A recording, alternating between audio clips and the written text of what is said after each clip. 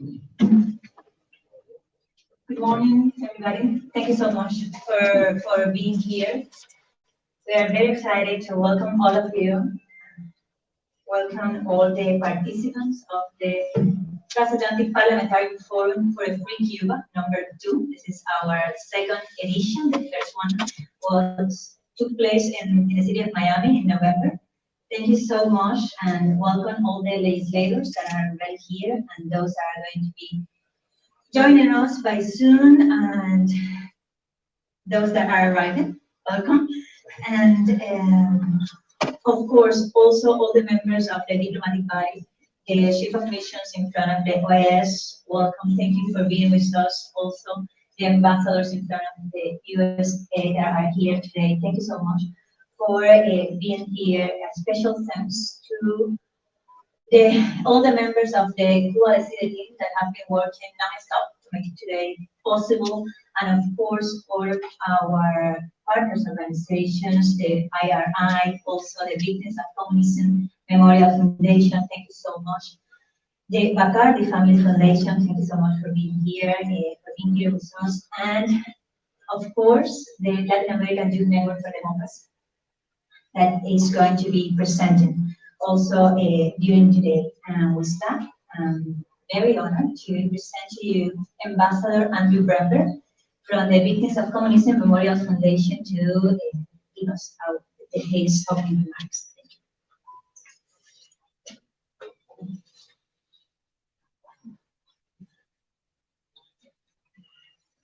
Thank you very much, Maria. As I said, my name is Andrew Brember, and I'm proud to be the president of the Victims of Communism Memorial Foundation. We are thrilled to partner with you hosting this event today. I'm honored to speak at this second Transatlantic Parliamentary Forum for Free Cuba. And thinking about that in my remarks today, I thought, what can I say to bring to this conversation very briefly?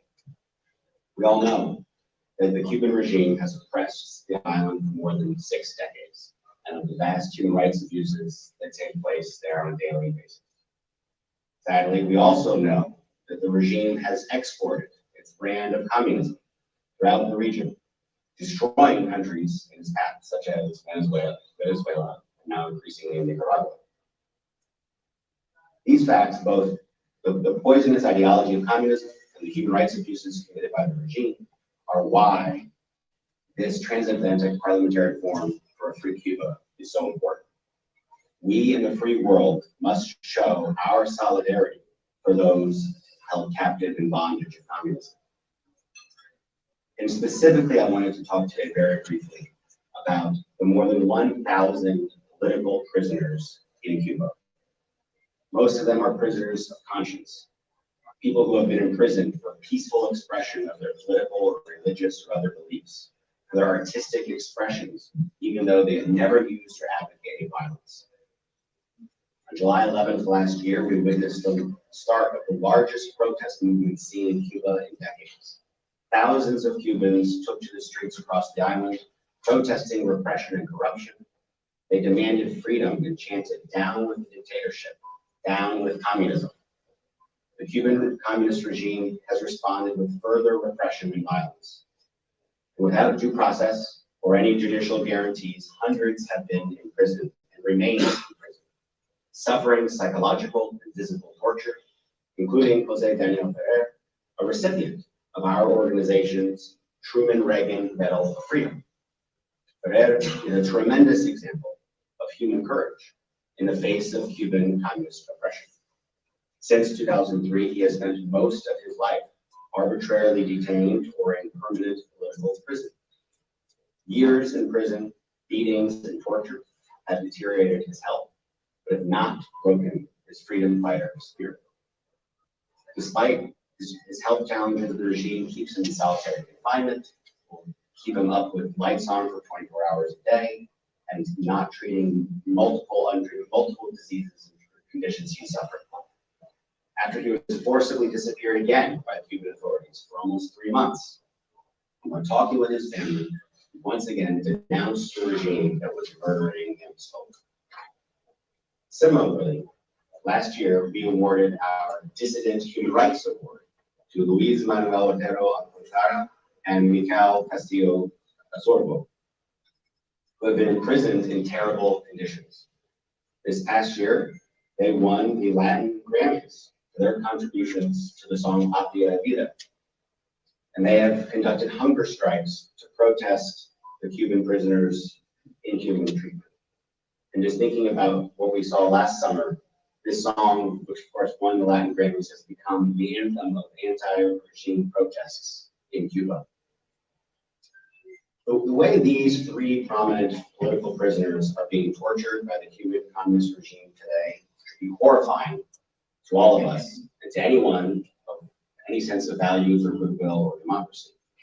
It is also the reason to be more concerned about those Cuban political prisoners I have not mentioned, that we do not know their names, because they are even less protected without being famous or being talked about by Western media or other civil society.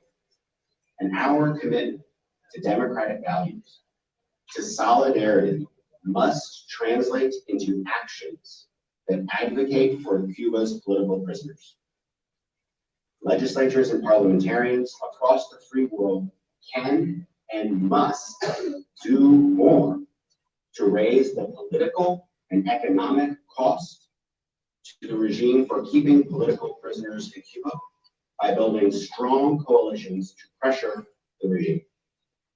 We must focus on providing direct support to civil society in Cuba and call for and demand the release of all political prisoners and hold the Cuban regime accountable with targeted sanctions against officials directly involved in jailing and torturing political prisoners. I really urge the US and all other countries that profess to stand for human rights. We must take action and do more in bilateral bases or in multilateral bodies, whether it be the OAS or the UN and the UN's various human rights mechanisms, to raise the issues of human rights violations in Cuba today. It is a shame that both on the US and many freedom-loving countries that we do nothing, that these forums exist and we do not press or demand for greater action in UN bodies. In closing, last year, the Victims of Communism Foundation supported the creation of the Transatlantic Parliamentary Forum for a Free Cuba to promote democratic changes. This forum brings together civil society activists, parliamentarians, members of Congress to coordinate actions across both sides of the Atlantic to support all the people of Cuba. I want to again thank Rosa Maria Paya for all of her incredible work in partnership with VOC. And lastly, I want to just invite all of you to the opening of the first Victims of Communism Museum that will be opening here in Washington in June, on June 13th, just 1 month. The new museum, just 2 blocks from the White House, will help educate millions of Americans and all of our visitors about the more than 100 million victims of communist regimes from around the world, and the more than 1.5 billion that are still trapped living under communism today, specifically those trapped by the communist regime. So thank you all for having me. I look forward to the conversation. Thank you.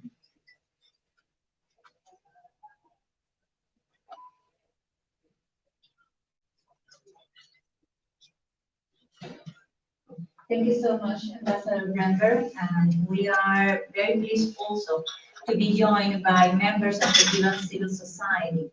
And before introducing them, I will like to speak a little bit about what is the Transatlantic Parliamentary Forum.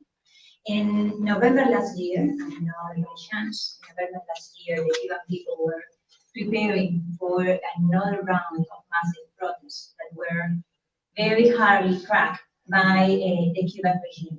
In that moment, we believed that the world reaction was not the kind of reaction that the Cuban people deserve, that the Cuban people deserve, and that the Cuban people needs to actually achieve the democracy and the human rights that they are demanding. So we call on our friends, members of the European Parliament, members of European national parliaments, members of the Senate and the Congress of United States, members of the Senate of Canada, and we created the Transatlantic Parliamentary Forum for a Free Cuba.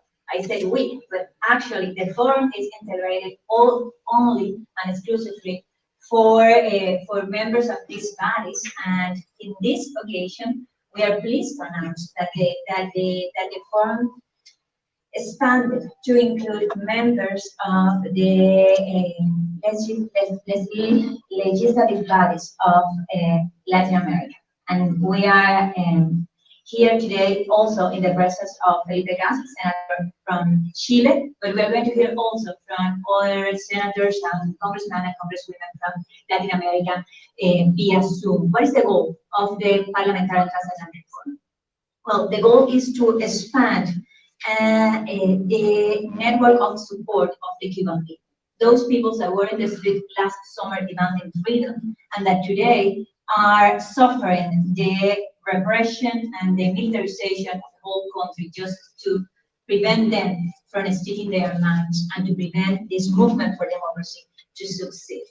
These parliamentarians have become advocates for a free Cuba, but with a very specific roadmap, with very specific tasks. In your folders, you can find the Declaración de Miami, the Declaration of Miami. The Declaration of Miami was the foundational document of the forum, and it established several commitments that these parliamentarians have wrote and actually followed during these 6 months from November. Then you can find actions as, well, influence our administrations, our organizations, our governments, for them to create a coalition in support of the Cuban people, for them to denounce the legitimacy of the Cuban regime, for them to establish targeted sanctions against the criminals that are acting against the Cuban people, for them to impose measures as the Sullivan principles for the companies that are still dealing with the Cuban regime not to engage in envision the dictatorships over the human rights of the Cuban people. Each of the members of this parliamentary forum have been following up on those topics. But today, we are also witnessing how the conditions that were already very serious on November last year are actually worse. The Hanke Index, for instance, published in March, that Cuba was the most miserable country, in the world in the year 2021. The Cuban people is actually suffering. There are more than 1,000, I will repeat that, 1,000 political prisoners in jail today. More than 600 trials have took place during the last 6 months. People is being sentenced up to 30 years in prison just for peacefully protesting in the streets right now while we talk. And on the top of that, the Cuban regime has become the best ally of Russia, the best ally of the Putin regime in our region, sparsing, propagating the fake news of the Kremlin through the whole Latin America and Africa. Actually, the Kremlin got as bold as actually threatening with a second Cuban missile crisis, with actually threatening with sending Cuban troops, Russian troops to the island. On the top of that, the influence of the Cuban regime in the rest of the region, especially their collaboration and coordination with the other dictatorships in the region, Venezuela and Nicaragua, have generated the second largest migratory crisis of Cubans entering to the United States in 60 years. More than 80,000 Cubans have irregularly crossed the southern border in the last 6 months, uncounted. On the top of that, last week, we just listened the president of Mexico, announcing that he is strengthening his relations with the dictatorship, threatening the United States and the OAS with not coming to the Summit of the Americas in support of those dictatorships that are being causing so much suffering to the Cuban people, and announcing that he is going to make a deal with the Cuban regime to hire more than 500 Cuban doctors. We know that those medical brigades are actually trafficking in person operations. And Mexico is just announcing that that's going to happen. All those topics are topics of the Transatlantic Parliamentary Forum. All those hard truth needs to be told, and needs to be discussed, and needs to be in the Summit of the America, and needs to be in the European Parliament, and reactions and consequences needs to happen. That's the motivation of the Parliamentary Transatlantic Forum. That's why we are so honored that so many parliamentarians, so many good friends, so many patriots gather to support the Cuban people and to support democracy in Latin America, which is for freedom in the world. And that's why I'm so grateful also to all the members of the Cuban civil society that have been accompanying this process from November, that are also here now, via Zoom and in person, and that are going to brief you and all our distinguished guests about the Cuban situation and about its consequence for the rest of the region. With that, I would love to introduce our dear friend, Tony Garrotsu, from the IRI, to explain to us the situation of the religious freedom in Cuba. Please, Tony. Good morning, everybody. It's my pleasure to be here.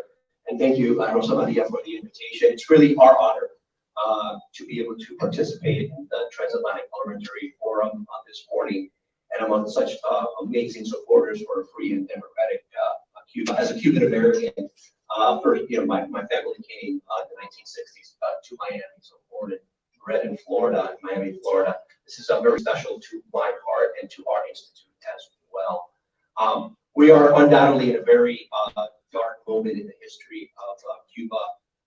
The armed forces are raging against the Cuban people, and since July 11th, more than 1,000, as many have mentioned, are behind bars for protesting peacefully. Many of those detained are now being tried without guarantees, receiving sentences of 20, 30 years, for the sole reason of demanding freedom and respect for their fundamental rights. And of course, this includes, as the ambassador was mentioning, renowned artists such as Luis Manuel Otero, Alcántara, Miguel Socorro, and of course, Jose Daniel Terge, but also ordinary citizens, mostly coming from low-income families, who are being prosecuted, threatened, and harassed really just for speaking their mind. Everyone who thinks differently in Cuba is a target of the Cuban dictatorship. One case in point are the religious leaders. The Cuban Human Rights Observatory conducted a study that will be presented next week, which shows that over 67% of Cubans admit knowing someone who has been harassed, repressed, or threatened for professing a religion or reasons related to their faith. 41% of Cubans believe that pastors and other religious leaders have been particularly targeted for the same reasons. Even more alarming is that 60% of the people who profess a religion consider it a risk to discuss faith-related issues in written form, such as, for example, blogs, posts on Facebook, Twitter, or just talk about their faith with people other than their family members. The same risk is also present in gatherings with other religious people. Censorship in Cuba and restrictions on internet access are also an alarming fact today. In prisons and the streets, the Cuban people are already on the verge of despair. For example, there's a massive migration of Cubans who risk their lives to reach the United States, as Rosa Maria correctly pointed out. The people of Cuba are really in a precarious situation, and the Cuban dictatorship continues to impede its people from achieving any possibility to prosper. Cuba is not the paradise of social rights that the dictatorship sells, and that many, unfortunately, still buy. That's why these forums are extremely, extremely important to be able to get the truth out there. According to a report on social rights by the Cuban Human Rights Observatory, findings show that 70% of Cuban families live below the poverty line, subsisting on less than $1.30 a day. The same study revealed that 8 out of 10 Cubans cannot get medicines in the state pharmacy. This is supposed to be a social paradise, right? Now, the Cuban government is not in favor of workers' rights either, as they claim to be. Over 55% of tourism workers believe they have been discriminated, and 72% of them say it was because of their political ideas. That is what actually Cuba represents today: discrimination, poverty, persecution, harassment, and above all, constriction of freedoms and the right of what they want for their future and for their nation. It's basically a nation kidnapped by a family and a group of militaries. This is only happening within a few miles of our own borders, and unfortunately, the efforts of the international community have failed to change course. This is why we are suggesting 3 elements that we believe are crucial at this time. First, to continue to call for the liberation of political prisoners. Thousands of people in jail with unfair trials really cannot be tolerated. Countries should strongly demand that the Cuban dictatorship, I hate to call it the regime, the dictatorship, respect for human rights and freedom of expression. Second, protect the leaders who are still inside and expand access to the internet in order to communicate with the outside and denounce what is happening on the inside. And third, and I think most importantly, work for a more unified, strong, and determined action by the international community against the Cuban dictatorship, so that these violations do not go unpunished. This is one of the reasons why we're supporting this event. We think it's extremely important. We think it's an important, extremely important symbol to host it in this amazing institution today. So thank you very much, and I really appreciate the opportunity to share a few words and thoughts. Thank you. Thank you so much, Tony. I would love to invite Pastor Mario Felix Leonard to tell us a few words just to illustrate what Tony was just telling you about the situation of the religious freedom in Cuba, especially the situation of those who dare to practice their faith. Please, Mario. Thank you, my English is very bad. Puedes hablar en español No sabes. Gracias. Muchas gracias a Rosa María y también a todos los organizadores de este Foro Transatlántico. Thank you very much, Rosa Maria, and all these organizers of the Transatlantic Forum. Agradecemos a los parlamentarios que desde noviembre han apoyado la causa de Cuba. We're grateful to all the parliamentarians that since November have supported the cause of freedom in Cuba. De noviembre hasta la fecha las cosas se han agravado. From November to the present day, things have gotten worse. Por lo tanto, necesitamos aún más su apoyo. Therefore, we need even more your support.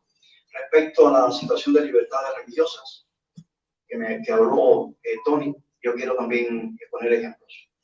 And with respect to religious freedoms that Tony spoke about, I also want to give some examples. Debo decir que pronto, desde el 11 de julio, el Instituto Palmo, que yo coordino desde el 2013, va a publicar un informe especial que va a intentar reflejar los pasados 2 años respecto a esta situación. I should say that prior to July 11th, the Patmos Institute, which I direct, that has been around since 2013, will release a report over the past 2 years on these topics. Independientemente de que en Cuba, durante la historia de la revolución, nunca hemos tenido libertades religiosas, en estos 2 últimos años se han agravado especialmente por 4 causas fundamentales. Independently that within Cuba during the revolution we never had religious freedom, over the last 2 years this has been aggravated for the 4 following reasons. El contexto de la pandemia durante 2020 y 2021 que afectó al mundo entero. The context of the pandemic from 2020 to 2021 that has affected the entire world. Y que afectó todas las libertades de todos los países, aún los más democráticos, con más razón los países donde hay dictadura. And affected freedoms even in the most democratic countries, but even more so in countries where there is dictatorship. Sí, la segunda causa fue la política de ordenamiento o reordenamiento económico que se puso en vigor en enero del 2021. And the second was the policy of ordering or reordering the economy that began in 2021. Esto puso una camisa de fuerzas a una de las denominaciones legalmente registradas. This put a straitjacket on denominations, even those that are registered with the government, intentando asfixiarlas económicamente. attempting to suffocate them economically.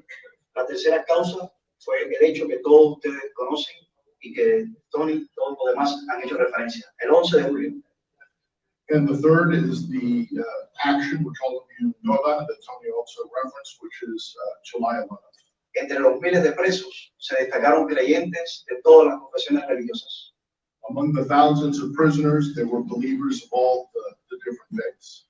La dictadura se ensañó en algunos de estos líderes para enviar un escarmiento a todas las confesiones religiosas. The dictatorship targeted a number of these leaders to send a message to these different faith-based communities. Quiero mencionar tres casos fundamentales. I want to mention three critical cases. En el caso de las minorías religiosas, efectivamente, el caso específico de los yorubas libres de Cuba, I want to mention three specific minority religious groups, the Free Yoruba of Cuba being the first. tenemos el matrimonio líder de esta minoría religiosa. Se trata de Loreto Hernández García y de su esposa Donaida Pérez Paceño, ambos condenados a 8 años de prisión. Sí, Donaida Pérez Paceño. Sí. Yes, and I want to highlight the case of the couple, Loreta Hernandez and Donaida Pérez Paceño. Ellos, both were sentenced to 8 years in prison. ellos representan las religiones afrocubanas y contra ellos el ensañamiento contra esa minoría religiosa. And they represent Afro-Cuban religions, and they have been targeted and represent that targeting the entire community. Un católico muy prominente, Ángel Mesa, de Guanajay, ha sido el católico escogido para enviar el escarmiento a los católicos cubanos. Está condenado a 14 años de prisión. Alejandro Mesa, a Catholic leader, has been sentenced to 14 years, and that they are sending a message to the Catholic community with this sentence. Y en el caso de los evangélicos cubanos, el pastor Lorenzo Rosales Fajardo, que fue condenado a 7 años de prisión y que ha sido torturado. ¿Cuántos años de prisión? 7 años. Lorenzo Rosales Fajardo. And then in the evangelical community, we have Lorenzo González Vargas, who was sentenced to 7 years in prison and has been tortured. Y por último, les había dicho que 4 causas han agravado, les he hablado de 3. La última de las causas ha sido precisamente la guerra de Ucrania, ya que todas las confesiones religiosas cubanas se han puesto del lado del pueblo ucraniano y han defendido al pueblo de Ucrania en contraste con la posición de la dictadura. Pero esto ha traído más persecución a los líderes religiosos cubanos. And the fourth cause for increased religious repression is the war in Ukraine, because all of these religious groups have taken the side of Ukraine in the war, in contrast to the position of the government, and that is involved in repression. A pesar de esto, los cristianos cubanos y de otras denominaciones siguen multiplicándose y siguen siendo una amenaza, y así lo reconoce la dictadura en Cuba. Despite this, Christians continue to grow in number, as well as other faiths, and the regime recognizes this as a threat. Han surgido agrupaciones como la Alianza de Iglesias Cubanas No Registradas o Cristianos Cubanos en Comunión y otros grupos diversos. La Alianza Alianza de Iglesias Cubanas No Registradas. The alliance, other groups have emerged, like the Alliance of Non-Registered Churches and Cristianos Cubanos en Comunión. and Christian Cubans in Communion. Sí. Podría darle más elementos, pero solamente les invito a que se mantengan atentos para cuando el Instituto Palmo publique este informe que se va a basar en estas 4 causas de estos 2 últimos años para reflejar que efectivamente las libertades religiosas en Cuba han empeorado en su situación. I could go into further detail, but I just want to highlight that Capitals will be releasing a report touching on these 4 causes of increased religious repression over the past 2 years, and I invite you to read it. Sí, una línea más es que, aparte de este informe del IBIS, que lo demuestra, prestigiosas organizaciones internacionales han puesto a la dictadura en Cuba como una violadora de las libertades religiosas. Puedo citar Open Doors, que este año, después de 10 años con Cuba ausente de la lista, ha vuelto a poner a Cuba en el número 37 de los países de 50 más violadores de libertades religiosas. And I also want to point out that prestigious international organizations have also, in addition to IRI, have highlighted the increase in religious repression. For example, Open Doors, that for 10 years did not have Cuba on its list, this year has placed Cuba 35th out of 50 in terms of religious repression. Y la Comisión de Libertad Religiosa Internacional, que mantiene a Cuba en su lista de vigilancia especial. Comisión de Libertad Religiosa Internacional, que mantiene a Cuba en su lista de libertad de vigilancia especial, de países violadores.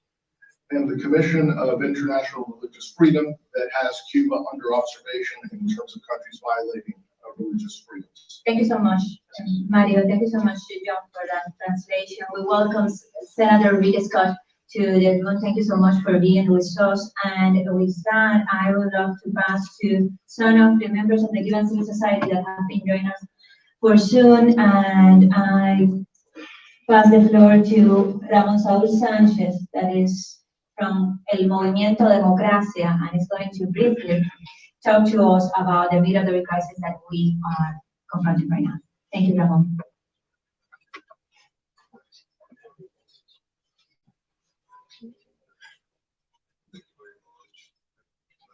No te dimos, Ramón, wait.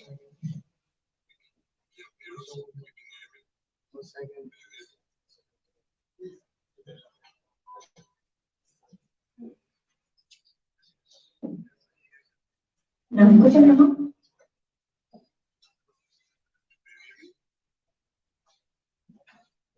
Un segundo. Perdónenos. Un segundo.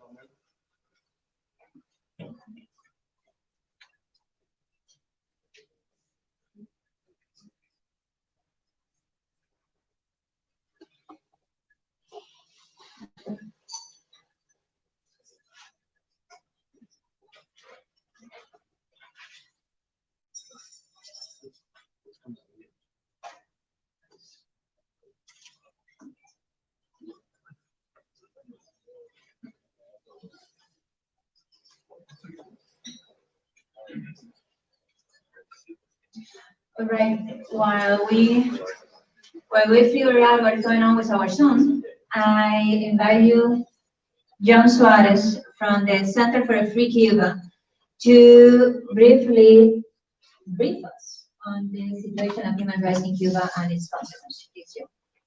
Thank you, Rosa. It's an honor to be here with you today in this Transatlantic. As others have said, the July 11th, 2021 national nonviolent protests in Cuba marks a smart actor in Cuban history. Tens of thousands of Cubans across the island demanded an end to the dictatorship, rejected the official slogan "Patria Muerte, Homeland or Death," and chanted "Patria Vida, Homeland and Life." The reaction of the totalitarian dictatorship was swift and brutal. The Boinas Negras, Black Berets, formerly known as the National Special Brigade of the Ministry of the Interior, were captured on video firing on unarmed protesters. The dictatorship handed out clubs to regime agents to attack demonstrators. Thousands of nonviolent protesters were detained. Hundreds remain jailed, facing summary trials with prison sentences in excess of 25 years. The lack of transparency in Cuba has taken on a new urgency in the current context.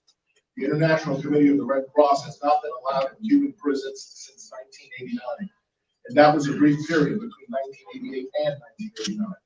In comparison, the prison for Al-Qaeda prisoners at the U.S. Guantanamo Naval Base had over 100 visits between 2002 and 2014, and continues to the present date. Cuba is the only country in the Americas where Amnesty International, Human Rights Watch, and other international and regional human rights organizations are unable to visit. We remain deeply concerned with the plight of political prisoners such as Virgilio Mantilla Arango, Luis Manuel Otero Alcántara, and Michael Castillo Perez Osorbo, and their health status. It is also no coincidence that all are Black Cubans. The one Cuban that the Cuban government recognized was killed during the protest on July 12, 2021 was Luis Lorenzo Tejeda, an unarmed 36-year-old Black man who was shot in the back by a Castro regime official. The largest numbers of Cubans arrested and processed following the July protest are from predominantly Black neighborhoods such as La Minera, which government officials call marginal. These and other cases raise questions about the racist nature of the Castro regime. According to the January 13, 2020 article by Europa Press, based on the Institute for Crime and Justice Policy Research, Cuba today has the largest per capita prison population in the world. Although official data is unavailable, it is known that a disproportionate number are Black Cubans. On March 22, 1959, Fidel Castro declared that racism no longer existed in Cuba. To contradict the maximum leader was to be a counter-revolutionary and subject to punishment. Over the next 6 decades, the communist dictatorship claimed that there was no racism in Cuba, despite the fact that poverty disproportionately affects Black Cubans, with 95% having the lowest incomes compared to 50% of white Cubans, and Black voices continue to be silenced. This is another reason why we are calling on the UN General Assembly members to expel Cuba from the UN Human Rights Council. Thank you very much. Thank you, John, for pointing out that very hard reality of the price system of the Cuban regime and how that impacts also the whole political movement and the way in which they crack down on the protesters. I think that we now are ready for this one. Okay. Yes. Please, Ramon, you have the floor. Thank you very much. First of all, I would like to thank all the parliamentarians and legislators and Congress representatives that are here today, and also somehow connected through electronic means to this very important forum. The Cuban people have suffered 63 years of tyranny and family destruction and death and execution, torture, and exile, and to have voices that want to spread out the word that that dictatorship should stop and that we should be free is something that we will always cherish in our hearts. Thank you. Thank you, Rosa Maria, Cuba Decide, for bringing us together. Your dignity and your efforts always are able to gather the will of a lot of good people in the right cause. The democracy movement that I represent introduced a nonviolent approach 30-some years ago, and we do the flotillas to go to near Cuba. We promote nonviolent changes inside Cuba, but with time, and for the last 30 or some, almost 40 years, we have come to be a source of information for the relatives of the Cubans who are Cuban rafters who are forced to leave the island seeking freedom.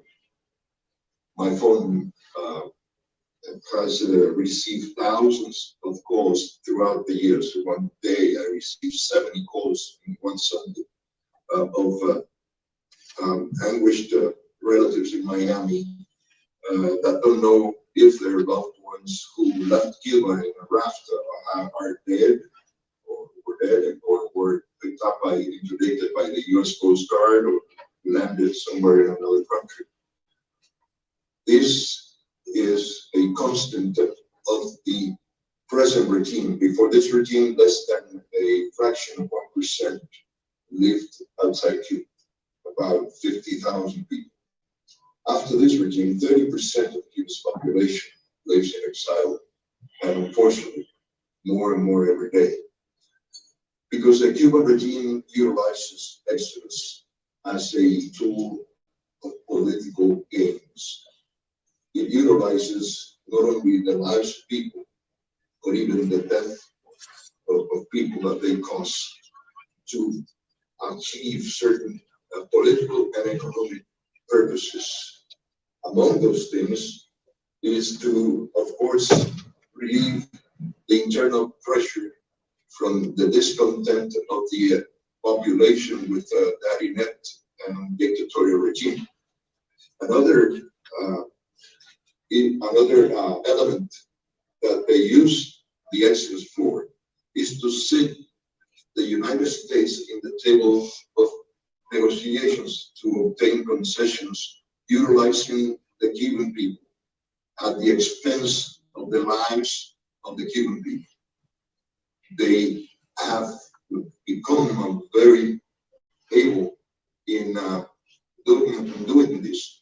And every time it works because unfortunately there are some in the free world that are willing to succumb to those techniques that the regime uses, and they rather deal with the symptoms than going to the root of the problem. another issue of why they Un minuto, Ramón. stimulate the exodus is to replenish the industry that they have established with the division of the Cuban family that allows them about $6 billion a year from the paying of the Cuban families, from the family division. But there's another one now. The regime is utilizing the exodus as a weapon of war, as a tool of war. Why am I saying this? Because apparently the Cuban regime, according to certain indicators that we have been able to observe and to confirm, the Cuban dictator may be engaged in this exodus to please the Russian imperialism, the war criminal Vladimir Putin, in retaliation for the U.S. support for the Ukrainian people. They are trying to create a crisis in the U.S. backyard to some degree, put pressure on the administration, especially facing the midterms election, to see what they can get from that. Many of you might not know that for the first time, a couple of weeks ago, 3 weeks ago, a boat loaded with Russians, with a suitcase made and everything, landed in Cuba. Very strange. The phones were sanitized, strong indicators that there were not only plain Russian individuals who leaving Russia or through Cuba to come to the United States. Maybe some of them were, but they could be others that are not. So the Cuban regime utilized this exodus, and it will continue to do so. Many months ago, we began saying to the authorities here and publicly, there is an exodus coming, because we began to obtain information, and because with 40 years of experience in the issue, we were already seeing the symptoms. Now we're saying this is not going to stop here. It is going to continue. The regime is going to try to achieve, through the death of people, the family division, more goals of for economic purposes and for political purposes. I think this form. Thank you.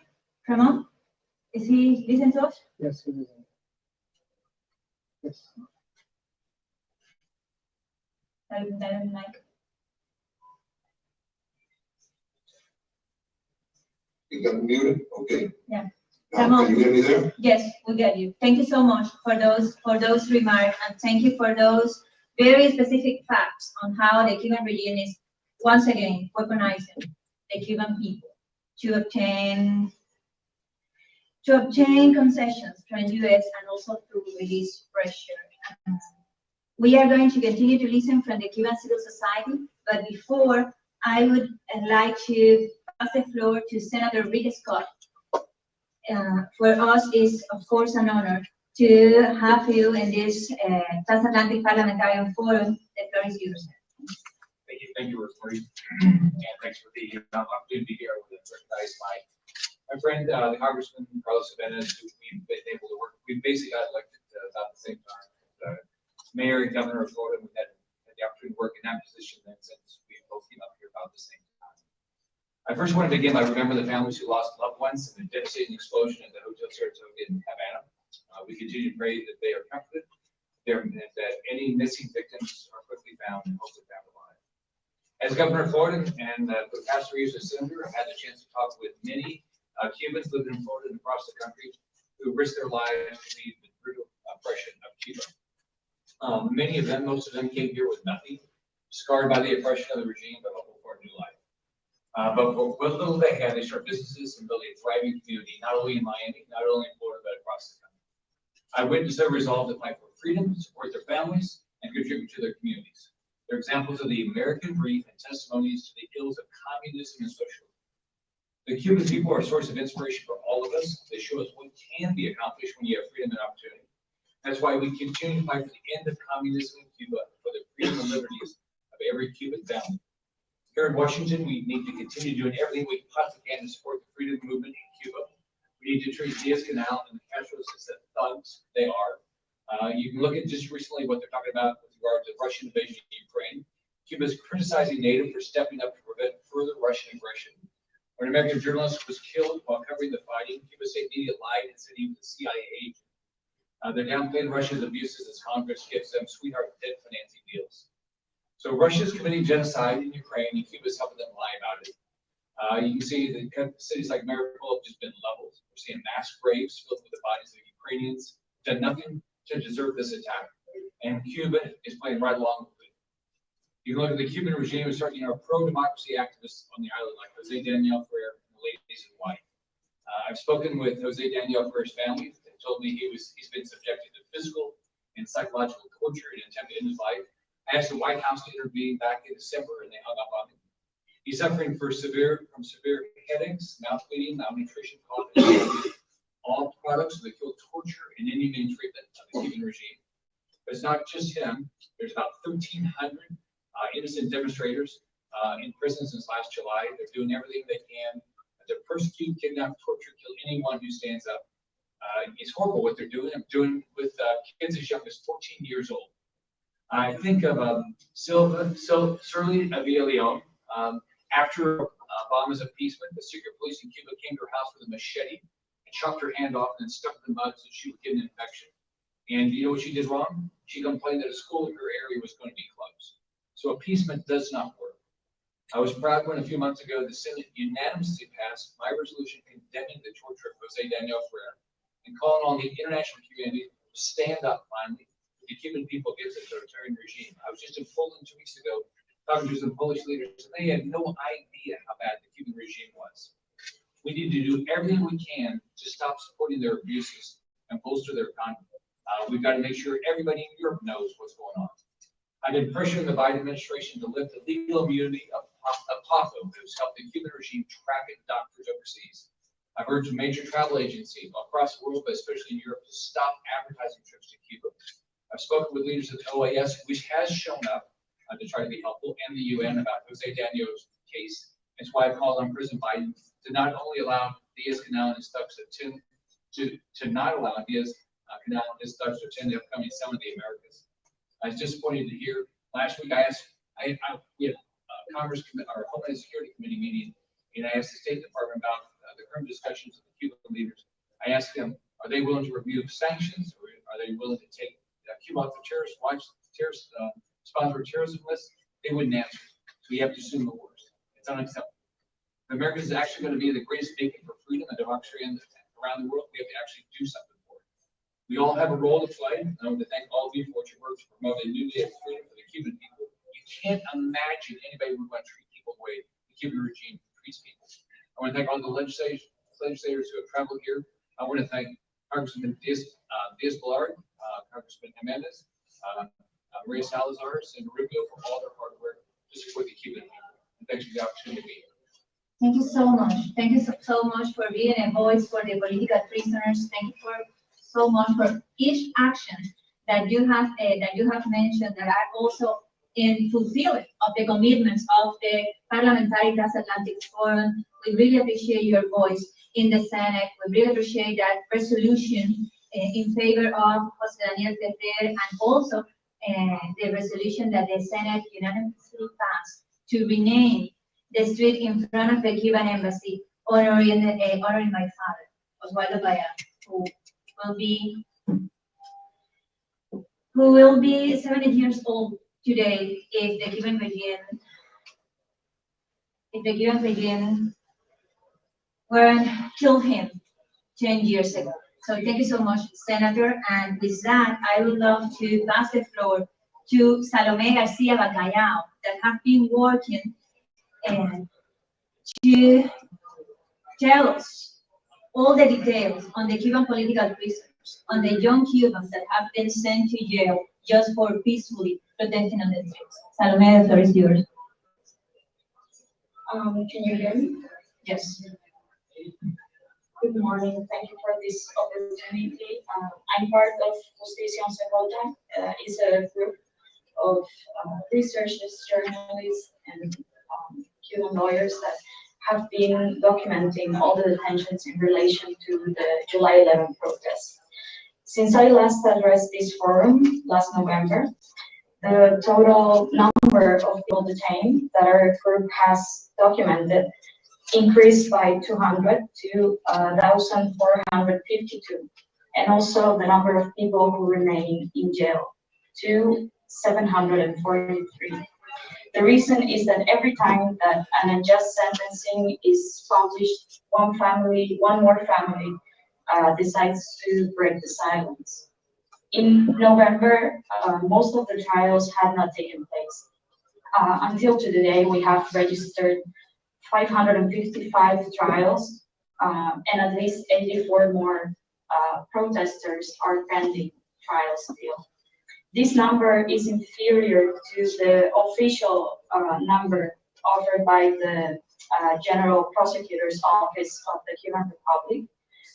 They say that 790 protesters have been processed. We are concerned by the hundreds of cases that we have not been able to document yet. Only 5 people have been acquitted, and 510 have received sentencings from 8 months to 30 years in prison, for a total of over 4,500 years of prison. Only 28 people have received sanctions that don't include jail, such as correctional work without internation and limited freedom. The tribunals have taken sometimes more than 4 months to publish these sentencings, prolonging the suffering of these families. These trials have taken place without any respect for the most basic guarantees of due process, without access to independent lawyers, with militarized tribunals, and violating the right to publicity. Many of the judges and prosecutors implied in these processes have been trained by the Russian government. On January 31, 14 families of protesters and activists, including one of the coordinators from our group, were arbitrarily detained outside the tribunal of 10 de Octubre just for linking their hands together and screaming, "Freedom, they are heroes," when the protesters were leaving the trial. In this trial, precisely 7 of the 22 minors that have been processed since, according to our records, were in this trial. Most of the minors have been processed for the political crime of sedition. I would like to tell you some of their names and sanctions. Kendry Miranda, sentenced to 19 years in prison. Roland Castillo Castro to 18 years in prison. Lázaro Noel Urgelles to 14 years in prison. Brandon David Serra Curvelo to 13 years. And Emilio Slan Roman to 7 years. All of them were detained when they were 17 years. Other 6 minors are waiting trial. Between them is Jonathan Torres Farrat, who turned 17 years on July 11th, and who has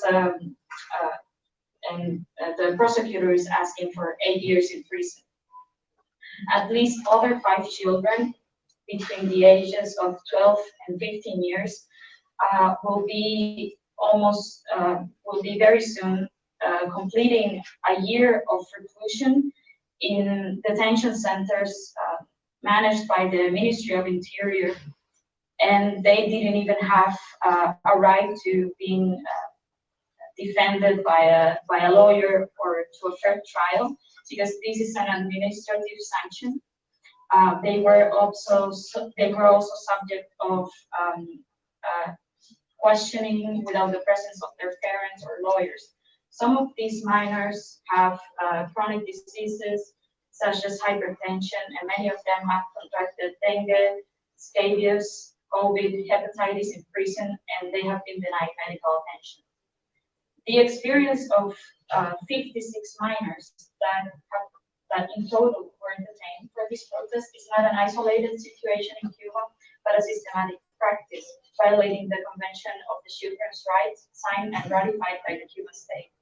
In a report for the UN, Cuba admitted that in 2020, at least 662 kids between 16 and 18 years were in prisons. Most of them black or mestizos. They live there with adult prisoners who have been sanctioned for common crimes such as thefts or homicide. On the other hand, the average in average, these detention centers administered by the Ministry of Interior for kids under 16 have around 200 minors for a total of 2,000 children under the care of the Ministry of Interior. Also in prison remain 72 women for this protest. Activist Lisandra Góngora, a mother of 5 children, is one of them. She was sentenced to 14 years in prison for the crime against state security of sabotage. She's one of over 60 people who have been brought to military tribunals for vandalizing MLC stores during the worst economic crisis that the Cuban people has experienced in the last 30 years. These military establishments where the government sells food are owned by CIMEX and GAESA, which are military entities sanctioned by the US government and that contribute to the practice of social and economic segregation by the Cuban regime, denying people the right to acquire food with the money, with the currency that they earn with their work. The Cuban regime has also used this protests to incarcerate a great number of activists from groups such as UNPACU, Las Damas de Blanco, el Movimiento de Opositores por una Nueva República, Otro 18, Independiente y Democrática, and not only the most visible faces such as José Daniel Ferrer, Félix Navarro, and Sutter Saidi, from amongst the 8 people who are still in prison in relation to the call to protest on November 15, half of them are activists. Also in prison for this call to Thank you so much. Thank you so much, Salome, for that accountability of the amount of Cubans that are suffering political prisoners, the amount of women that are suffering political prisoners, the children that are in prison right now just for peacefully protesting in Cuba, and the fact that our voices needs to be raised in defense of these brave Cubans that were only demanding freedom in a peaceful way. For us, it's an honor to be joined today by Congressman Carlos Jimenez, that from his first day in the job have been an advocate of the cause of freedom for Cuba, also its motherland. And we would love to hear from you, Congressman, please. Thank you very much, Rosalia, and I want to thank Senator Scott for his words, and also I want to also thank Mario Villar, and Senator Marco Rubio for being staunch supporters of the cause of free Cuba since my time here. Only been here about a year and a half, and I'm getting to know the ropes, but for me personally, I was born in Cuba, and I got a little taste of what communism was about. I was being indoctrinated as a young boy in kindergarten in a very prominent school called Belén, which is the one that actually Fidel Castro wanted. And that's the reason why my parents brought me here, because they figured out I was being indoctrinated. And I can't help but thank my parents so much for bringing me here to this land of freedom and opportunity. Where else could you, what other country could you go from exile to Congress, right? In one generation. I don't think it happened anywhere That's why I love this country so much. And while I love Cuba, and that's the country of my birth, I also see Cuba as a threat to the safety and security of the people of the United States, and the safety and security of the people of Latin America and Central America. Cuba is the head of the snake. Cuba is the cancer. And we thought we had Cuba in a little island, and that cancer was just going to be spreading in that little island, and it's going to stay there, but it's not. Right? That cancer is spreading. That cancer already spread to Venezuela. That cancer spread to Nicaragua. That cancer is spreading to all parts of South America. And that, yes, that cancer may be even spreading here. You're seeing some of the same tactics that I saw, my parents saw in Cuba. Censorship, trying to shut down the voices of dissent. That's why I'm a huge proponent for free speech. The only way to combat disinformation is not by saying this is disinformation. The only way to combat disinformation is with other information, real information, and let people decide for themselves what's right or what's wrong. So as I see here in the United States in the Hall of Congress, Secretary of Homeland Security himself, a Cuban, the Cuban Senate, asking for a ministry of disinformation. It's outrageous. Those are the same tactics that we see, in Cuba and in dictators around the world. So it's time now for freedom-loving countries, the countries that are democratic and free, to notice, to finally realize that Cuba is a threat. And Cuba is a threat to them, to us. And it's time to cut them out. Don't deal with them, shut them down economically, impose embargoes, even greater embargoes. And we also have to do something what's going on here in the United States. Unfortunately, while these are the things that we have to do, we should be doing to protect our liberties here in the United States and around the world and in South America. And finally, bring it to Cuba. All right. Unfortunately, I don't see that happening. This administration has opened the open borders that we have allowed, again, thousands and thousands of Cubans to come in through the southern border. And while I understand their plight, it's also that this is an escape route for the Cubans, so that the dissent is allowed to escape, and therefore they're allowed to survive more and more and more. We need to end the scourge of the Cuban dictatorship once and for all. And we need to do that not only for the Cuban people, but for the freedom-loving people in this hemisphere and around the world. Now, what they're doing with Russia is just a continuation of what they've always done with the old Soviet Union.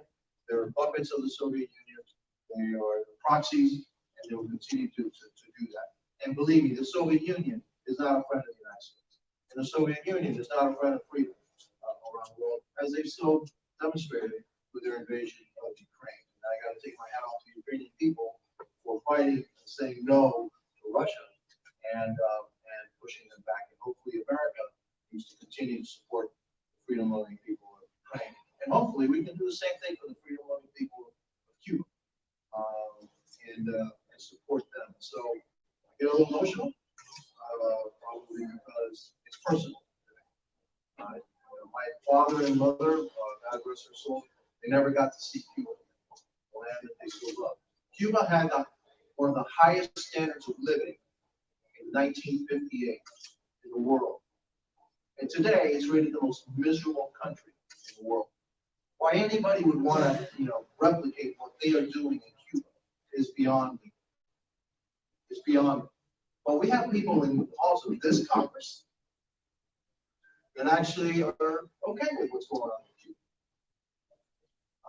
And I will fight that, to my dying breath. So again, thank you for having me here. And again, I think that what you're doing is fantastic. But again, people, parliamentarians, legislators from around the world, especially the European Union, you should now see what Cuba's all about. Now that they're totally allied with Russia, which is really posing a threat to you directly. Cuba's a proxy right here. And if it were up to Cuba, we'd have more of that around the world. So thank you. Appreciate it.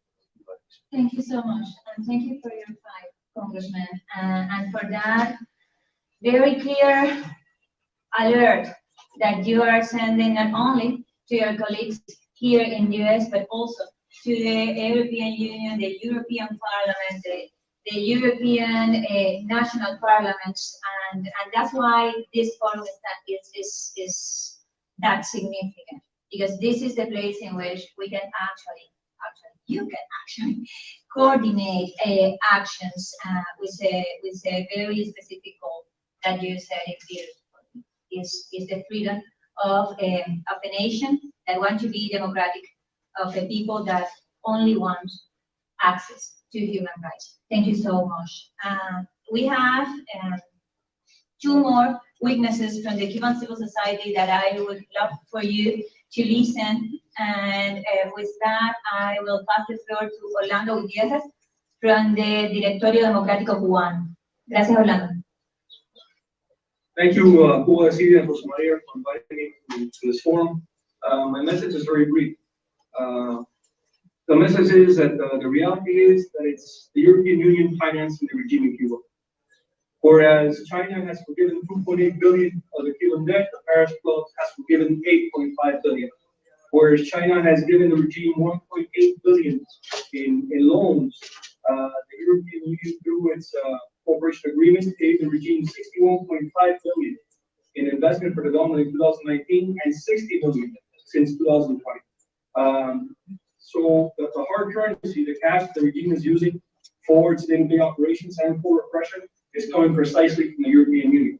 And I think it's a very sad state of affairs that whereas there's unity between the U.S. and the European Union to confront Russian aggression against Ukraine, the number one ally of the Russian Federation in the Western Hemisphere is being financed by the European Union.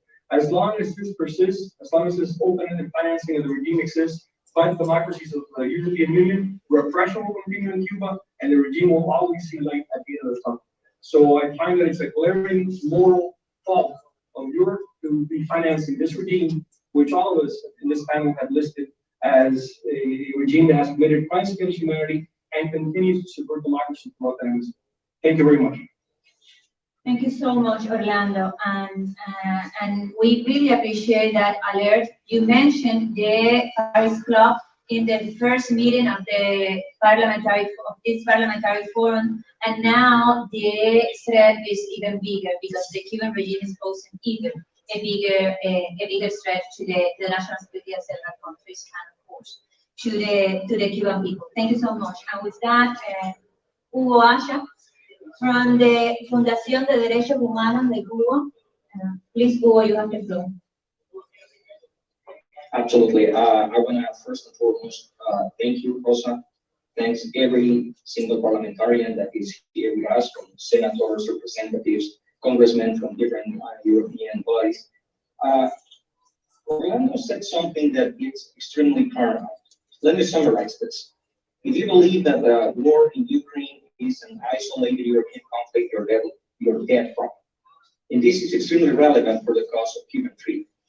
If you do not understand Cuba in the context of its role, not only in the Western Hemisphere, but globally, you are risking a lot of nasty surprises. Just in all what I'm going to mention right now, it's backed with hard evidence. It was mentioned just a second ago that Cuba is the #1 ally of the Russian regime. That is not an exaggeration. The only country in the world, as of today, lobbying actively for the recognition of the separatist republics of Donetsk and Luhansk is Cuba. The only country doing so, not only in the Western Hemisphere, but in Africa, is Cuba. The country that has propelled the most aggressive campaign, shaping, propelling, justifying the Russian propaganda and the Russian aggression is Cuba. Prensa Latina, Granma, are the open sources used all over Latin America. Most open source press, multimedia, TV stations, and other sources are basing their reports all over this continent in that content, to the point that Vita Tarasova, Vice President of the European Parliament, addressed a letter to Joseph Borrell just yesterday mentioning this one. Cuba is also one of the main sources that allow the Russian regime to evade formal sanctions. The involvement of Cuban authorities, including diplomats, to facilitate illicit circuits all over the world, not only including Latin America or the Western Hemisphere, but Africa and Europe are part of this regime. So if you want to fight for the cause of Cuba, if you want to help every single name that have been mentioned during this, I would say, brilliant series of explanations, and as a, not a footnote, but something that should become a cause célèbre for my friends from European parliaments, I want to mention the name of Luis Prometa Conte, a Cuban national, but also a German national, who has been sentenced to 25 years in prison. His crime, according to some very credible reports, he recorded the assassination of one of the peaceful protesters at the hand of Cuban security forces. I really call you to help in every way, shape, or form the Prometa Conte family to obtain freedom, not only for every single one of the very relevant activists like José Daniel Ferrer, Michael Osorgo, and every single name mentioned here, but also for this person who, again, it's another peaceful protester. And finally, we were talking about children. We need to be aware of how this affects every single piece of international law that's relevant worldwide. To have persons that right now have been sentenced or will be sentenced to terms that actually are superior to their lifetime, it's something morally, legally, and under any basic tenet of principle, unacceptably wrong. So with that in mind, I again want to call your attention to this fact. If you want to help the cause of Cuban freedom, remember how important and relevant the role of the Cuban dictatorship is in sustaining and supporting instability, conflict, and as of today, the war in Ukraine. Thank you very much. Thank you so much for that remarks, Hugo. And with that, I will pass the floor to the last testimony of the morning. I'm talking about Marta Beatriz Ferrer, the daughter of José Daniel Ferrer, leader of the Unión Patriótica de Cuba, and one of the prisoners of July 11.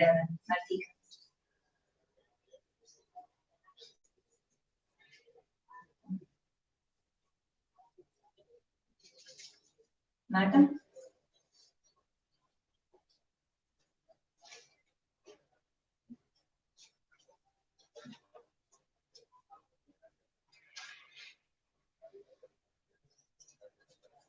Okay, well, we wait for Marta Beatriz to fix the camera.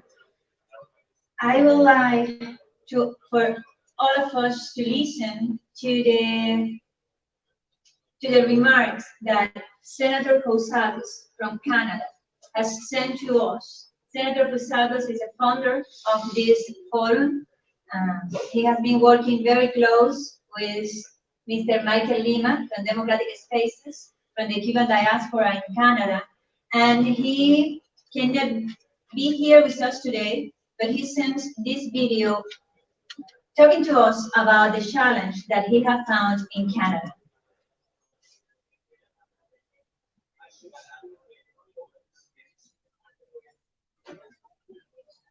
Buenos dias. Thank you. I'm delighted to join you at this second session of the forum in Washington, D.C., hosted by the Pan American Foundation for Democracy and Cuba Decide, in solidarity with its global alliance for democracy. I want to take this opportunity to greet my colleagues in the United States and Europe and give a special welcome to the new members who have joined from Uruguay, Bolivia, Chile, and Costa Rica.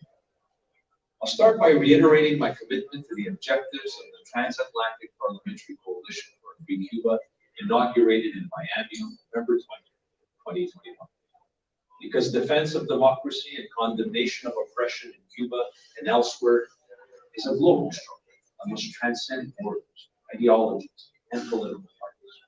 Canada and all democratic nations have a moral duty to listen to the voices of the people of Cuba as expressed by hundreds of thousands of brave Cubans across the island who peacefully took to the streets on July 11, 2021. Cubans on that occasion made clear their absolute rejection of the dictatorial communist system on the island and their desire to live in democracy. They understood that the root of Cuba's social, economic, and political problems the chronic shortage of food and medicine, the crumbling healthcare system, the human rights catastrophe they face lay in the obsolete, repressive, exclusionary, and centralized economic policies of the communists. Civil society fighting for democracy in Cuba is cornered by the regime's extensive surveillance and repression apparatus. Thousands of Cubans were arbitrarily arrested on July 11th and in subsequent days. Today, there are more than 1,000 political prisoners on the island, including women and children. So far in the first quarter of 2022, human rights NGOs have reported thousands of repressive actions by the Cuban regime, including arbitrary arrests, harassment, fines, and forced expatriation. And now, in addition to existing repressive laws, the regime plans to implement a new penal code with even harsher penalties for political dissent. Meanwhile, impunity is rampant, and none of the members of the repressive forces responsible for murders, beatings, and torture have been brought before the courts. That is why the Transatlantic Parliamentary Coalition is so important. International solidarity is imperative for the triumph of democracy. If we turn our backs on the Cuban people and do not show international solidarity, it is not possible for democracy to be reborn in Cuba. In Canada, I've been honored to work with the freedom-loving Cuban Canadian community. In several meetings with them, I have noted how they are the best ambassadors of the people of Cuba in their struggle for democracy.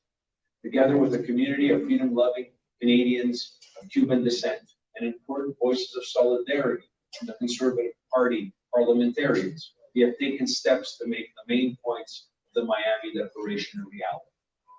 On March 24th, I was proud to table a motion in the Senate of Canada that introduces key points of the Miami Declaration. The motion denounces the legitimacy of Cuba's dictatorial regime, urges the government of Canada to support opposition groups on the island as valid interlocutors in Canada-Cuba relations, and calls on the Senate of Canada and the executive of our government to support the Cuban people's right to free expression and peaceful demonstration without any fear of reprisal.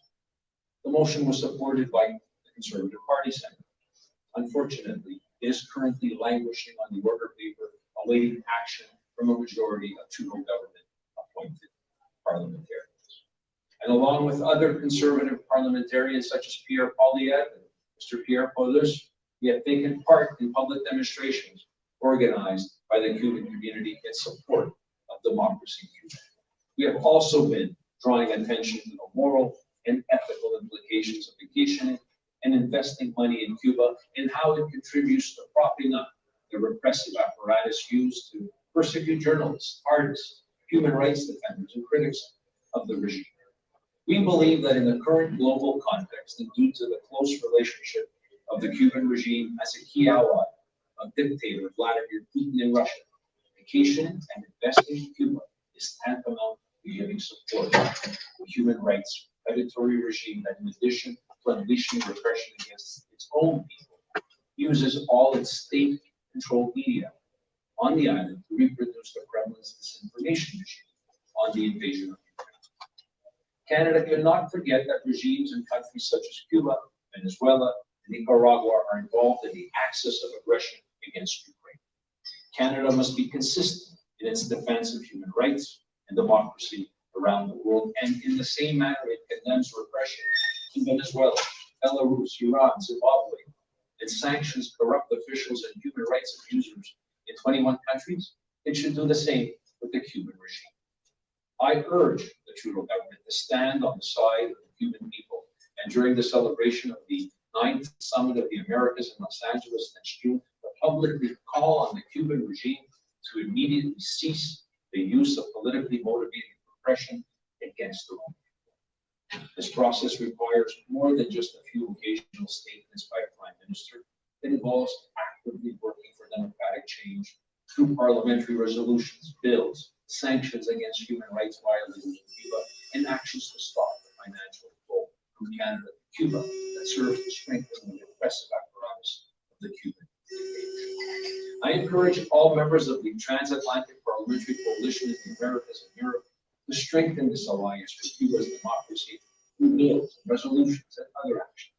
Let us reiterate our commitment to continue rising our voices in legislative chambers, influencing the executive branches and government institutions in all our respective nations, so they may denounce the oppression of the Cuban people, refrain from making unilateral concessions to the regime, demand the release of all Cuban political prisoners, and call on the international community to defend unequivocally human rights in Cuba. Patria y vida, long live free Cuba. Thank you so much. We in the Cuban Democratic Movement, we are very proud of Senator Gonzalez and his voice in Canada, actually changing the course of the public policy of that country towards Cuba in the last months, specifically fulfilling the commitments of the Declaración de Miami that he hoped to shape last November.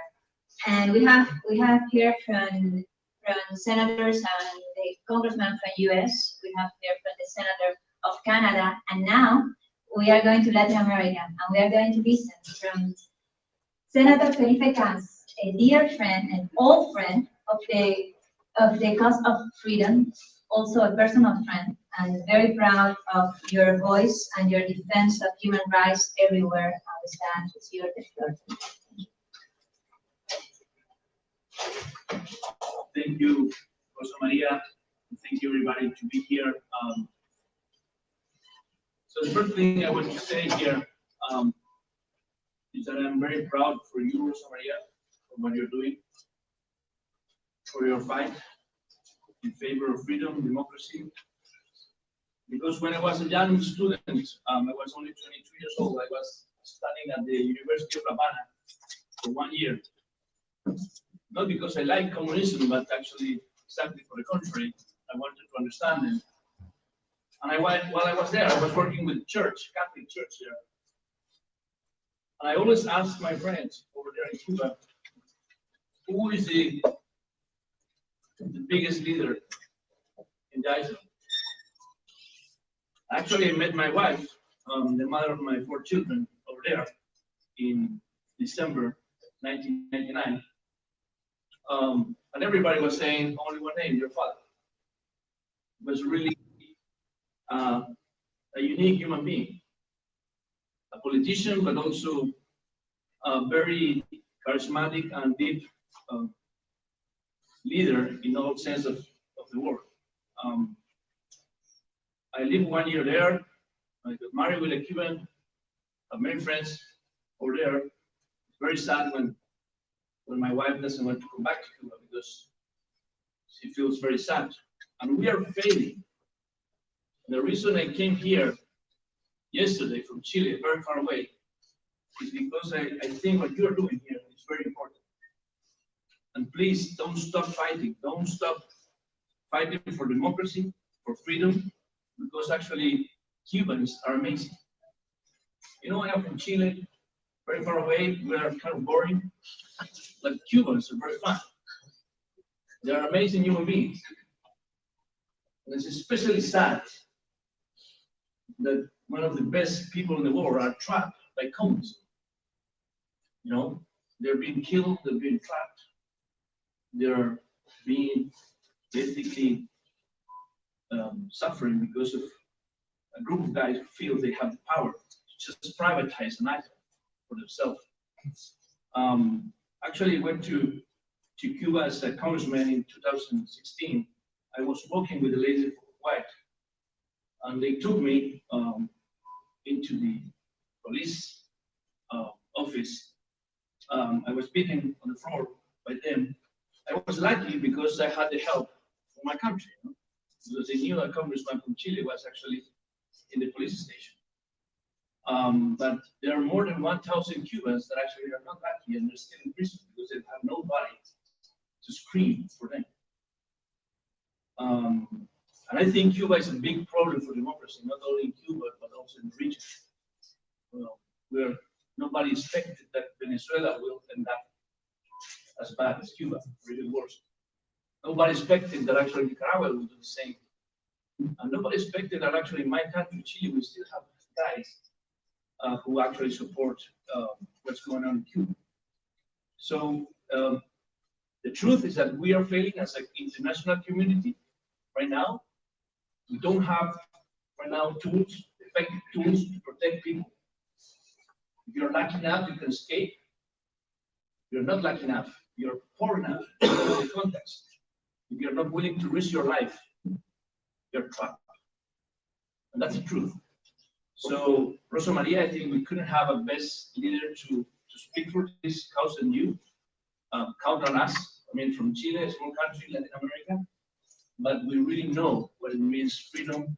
We know what it means democracy in Chile. We are proud of our country. We are a good friend of Cubans, and we are a good friend of this Transatlantic Parliamentary Forum because we really think we are at risk. Right now, the extreme left is rising in Latin America. We know what's going on even in Argentina. We know what's going on right now in Venezuela. We know what's going on in Nicaragua. And we don't know what's going to happen in different countries in Latin America in the future if we don't stand together, if we don't work hard in the streets with the people. So what you're doing is amazing. So thank you for inviting me to be here. And we hope that we can really make change, real change, with the help of everybody for the Cuba, for Nicaragua, and for Venezuela. Thank you. Thank you. Thank you, Senator Cass. We are counting on your leadership, on the leadership of each of the parliamentarians that integrate this forum. We welcome Congresswoman María Salazar to the room, a very brave voice for the cause of freedom, and we also appreciate the friendship that funny Cuban people that happy Cuban people that have been suffering for 6 decades now have found in your people, in the Chilean people, and in many Chilean politicians too. Thank you so much, Senator. And this is a Transatlantic Forum.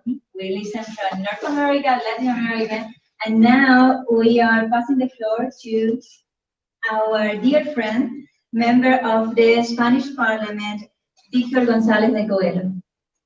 El floor is yours. Thank you. Thanks, Rosa Maria, for organizing this forum. Thanks for previous speakers, to all the authorities for being here. We were in Miami last year, a year ago. It was really important to be back. I can see two of my colleagues on the screen. I see Hermann Terge, who's a member of the European Parliament, who's been wonderful work in the European Parliament, and I see our speakers. I'm also happy that I'm seeing members of all political parties. I see another member of the European Parliament for another political party, and I see another member of the Spanish Parliament for another political purpose. I think it's really good that we all gather together to fight for freedom in Cuba. Senator Scott mentioned about the European Union and how important it was for Latin America. And I have to say, for Europe and it is for Spain. And normally, in the Western world, the communists are part of the coalition that is leading the government of Spain nowadays. And we can say they are good friends and they were trained in Cuba and Venezuela. And we used to finance, actually, by these guys. So we share that common enemy. We have a goal, and you know that the goal is to stop financing from Europe and from Spain this dictatorship that is governing Cuba for so long. All I can say is I'm more than happy. It's really hard for me as speaker of the first commission in the Spanish Parliament to hear some of the members say that Cuba is a consolidated democracy. That's something that Cuba is saying a number of good times in the Spanish Parliament by the members of Podemos. This is one of the political parties that has the government in Spain. So that's why we're fighting, and I think we need to fight for truth.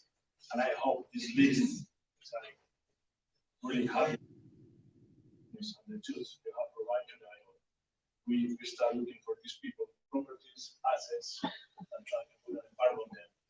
And the same for the military elite that we're providing us. So thank Thanks for your work. Thanks for your leadership. And that's all I can say. Thank you very much.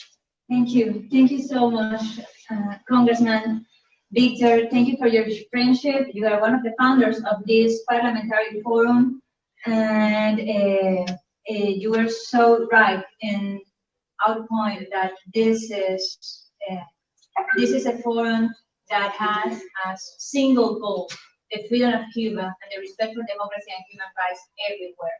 And for that, and to that cause, everybody is invited. That's why we are a forum made by politicians that commit to the greatest of the cause, which is freedom.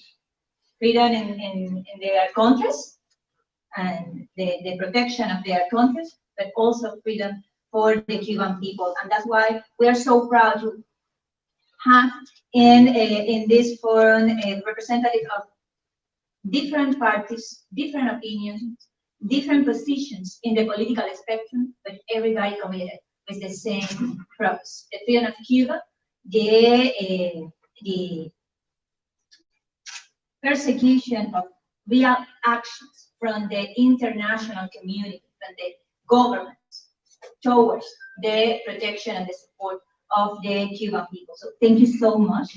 And with that, I would love to give the floor to a member of the European Parliament that is also a founder of this Transatlantic Parliamentary Forum from Spain, our dear friend, José Ramón Bauzá.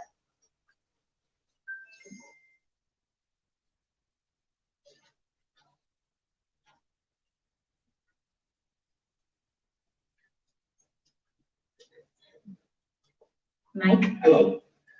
Yes. Can you hear me now? Perfectly. Okay, thank you. Thank you so much.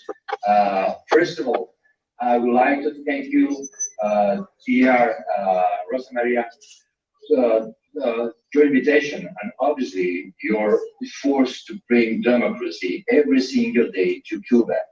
This forum is a big example for it, and heartily hope that this effort will soon bear fruit. I'm absolutely sure. Secondly, I'm going to reiterate what we already know, but I think sometimes it doesn't matter to reiterate a little bit more. Today, Cuba is not free. We absolutely will know. Today, Cuba is not a democracy. Today, Cuba is not. It is a dictatorship ruled by a gang of murderers and rebels. And it has been that this way for the last 60 years. In Cuba, citizens don't have political rights, nor free speech. Instead, there are over 1,000 political prisoners who do not enjoy the right to a fair trial. And Cuban trials are a mockery to the true justice. I'm going to reiterate as well that Díaz-Canel is but a figurehead for the Castro family, who in truth keep control of the island, and was a big temptation.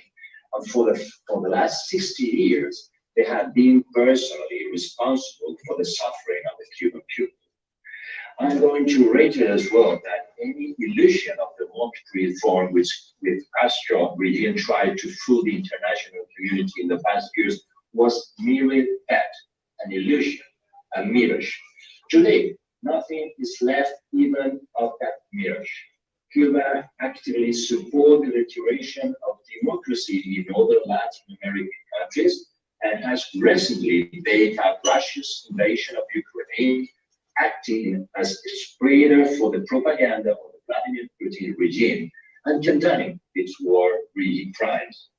This we all know, but let me tell you what I'm forced to reiterate. It is because in the West, there are always people who do not know, people who fail to know, from useful items, as many label them, to willing accomplices. All the democratic societies are packed with this kind of people. As a Spaniard, I warn you all, dear friends, do not let this kind of people go and check it, or you can find yourself being ruled by them.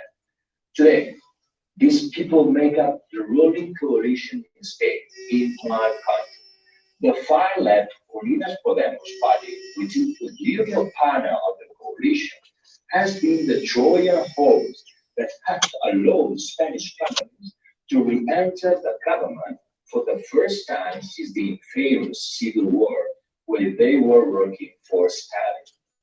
At least 2 ministers are affiliates of the Spanish Communist Party, beginning with our Deputy Prime Minister and Minister of Labor. This is the same woman who wrote a heartfelt farewell to Fidel Castro on Twitter for all those to see. When the late dictator died, she affectionately called him comandante. Unidas Podemos minister would refuse to call Cuban a dictatorship whenever they are calling or put micro just in front of their faces. And at the same time, they have no problem with saying that Spain, the country that they govern, is flavored in democracy. The refusal of calling Cuba for what it is has even spread to the major partnership in the coalition, the Socialist Party. Last year, when the courageous Cuban people protested and cried "Patria y vida," gaining the admiration and respect of all democracy in the world, Spanish ministers of the Socialist Party repeatedly avoided calling Castro regime a dictatorship when insistently asked by Jordi. He always said, well, it is not a democracy. Even if it's not a democracy, it can only be a dictatorship. If the ministers were waiting for any further proof after 60 years of Cuba being a dictatorship, many of those gallant protesters are now sentenced to over 30 years of imprisonment after sham trials. Spain certainly needs to get rid of this ruinous socialist communist coalition, and I work every single day as a member of the European Parliament, hoping that this shameful government, who has no equal in Europe, the European Union, will be democratically ousted of the next general election. But for Cubans to conquer their freedom, it is absolutely necessary what we in the Western countries fight at home, the accomplices of the Cuban dictatorship. Bear in mind that they spread the Castrist propaganda and thus they weaken like shepherds the West's response to the abuses and repression of the Castro regime against the whole people. So I would like to end my intervention by saying, be reiterative. Never stop calling this for what they are, as many times as you can. One more time, calling Cuba a dictatorship is never enough. And I want to finish, dear Rosa Maria, yes, two reflections. First of all, what Hugo has said about the letter sent by my dear colleague Peter Sanchez. We are working hand by hand every single day in order to prove what Cuba really is doing. Every single day, non-stop. We know what it is in front of us. We know what Mr. Borrell is saying and doing every single day. We have several papers with several resolutions. We have several amendments. We have any kind of document, but we have to stay just in front of them every single day. And it's one of my responsibility, and it's one of the things I want to put on the table. And finally, yes, every time I talk about the Cuban regime and about the prisoners that are in jail every single day as well, I can, and Rosa Maria knows very well, it's my responsibility was to name one very good friend who is in jail with any kind of, not free obviously, but any kind of human rights. That is my friend, Jose Daniel Ferrer. I talk every single day, no, but twice, 3 times in a week with his sister, is Annabelle Gish. And let's not forget what is happening with him. He's in jail that is no more than 2 square meters with very small piece in the, not in the door, but even in the floor where he can breathe, with the less human conditions, with not medical conditions, with nothing than we can imagine, as you very well know. Don't forget even to call his name every single day. This is one other thing I want to say. So, Rosa Maria, thank you so much for giving me this kind of opportunity. And thank you to all of you for different countries, different institutions to be helping for this cause that we will have a finishing date, and we are now step by step getting it. Thank you so much. Congratulations and all the best to all of you. Thank you. Thank you so much for your voice and your friendship. And you just mentioned Vice President Dita Sharantsova from the European Union. She cannot be here with us today. She's also a founder of this forum, but she sent us a message by video, and I ask you all, please, to direct your attention to the screen to listen from Vice President Dita Sharantsova.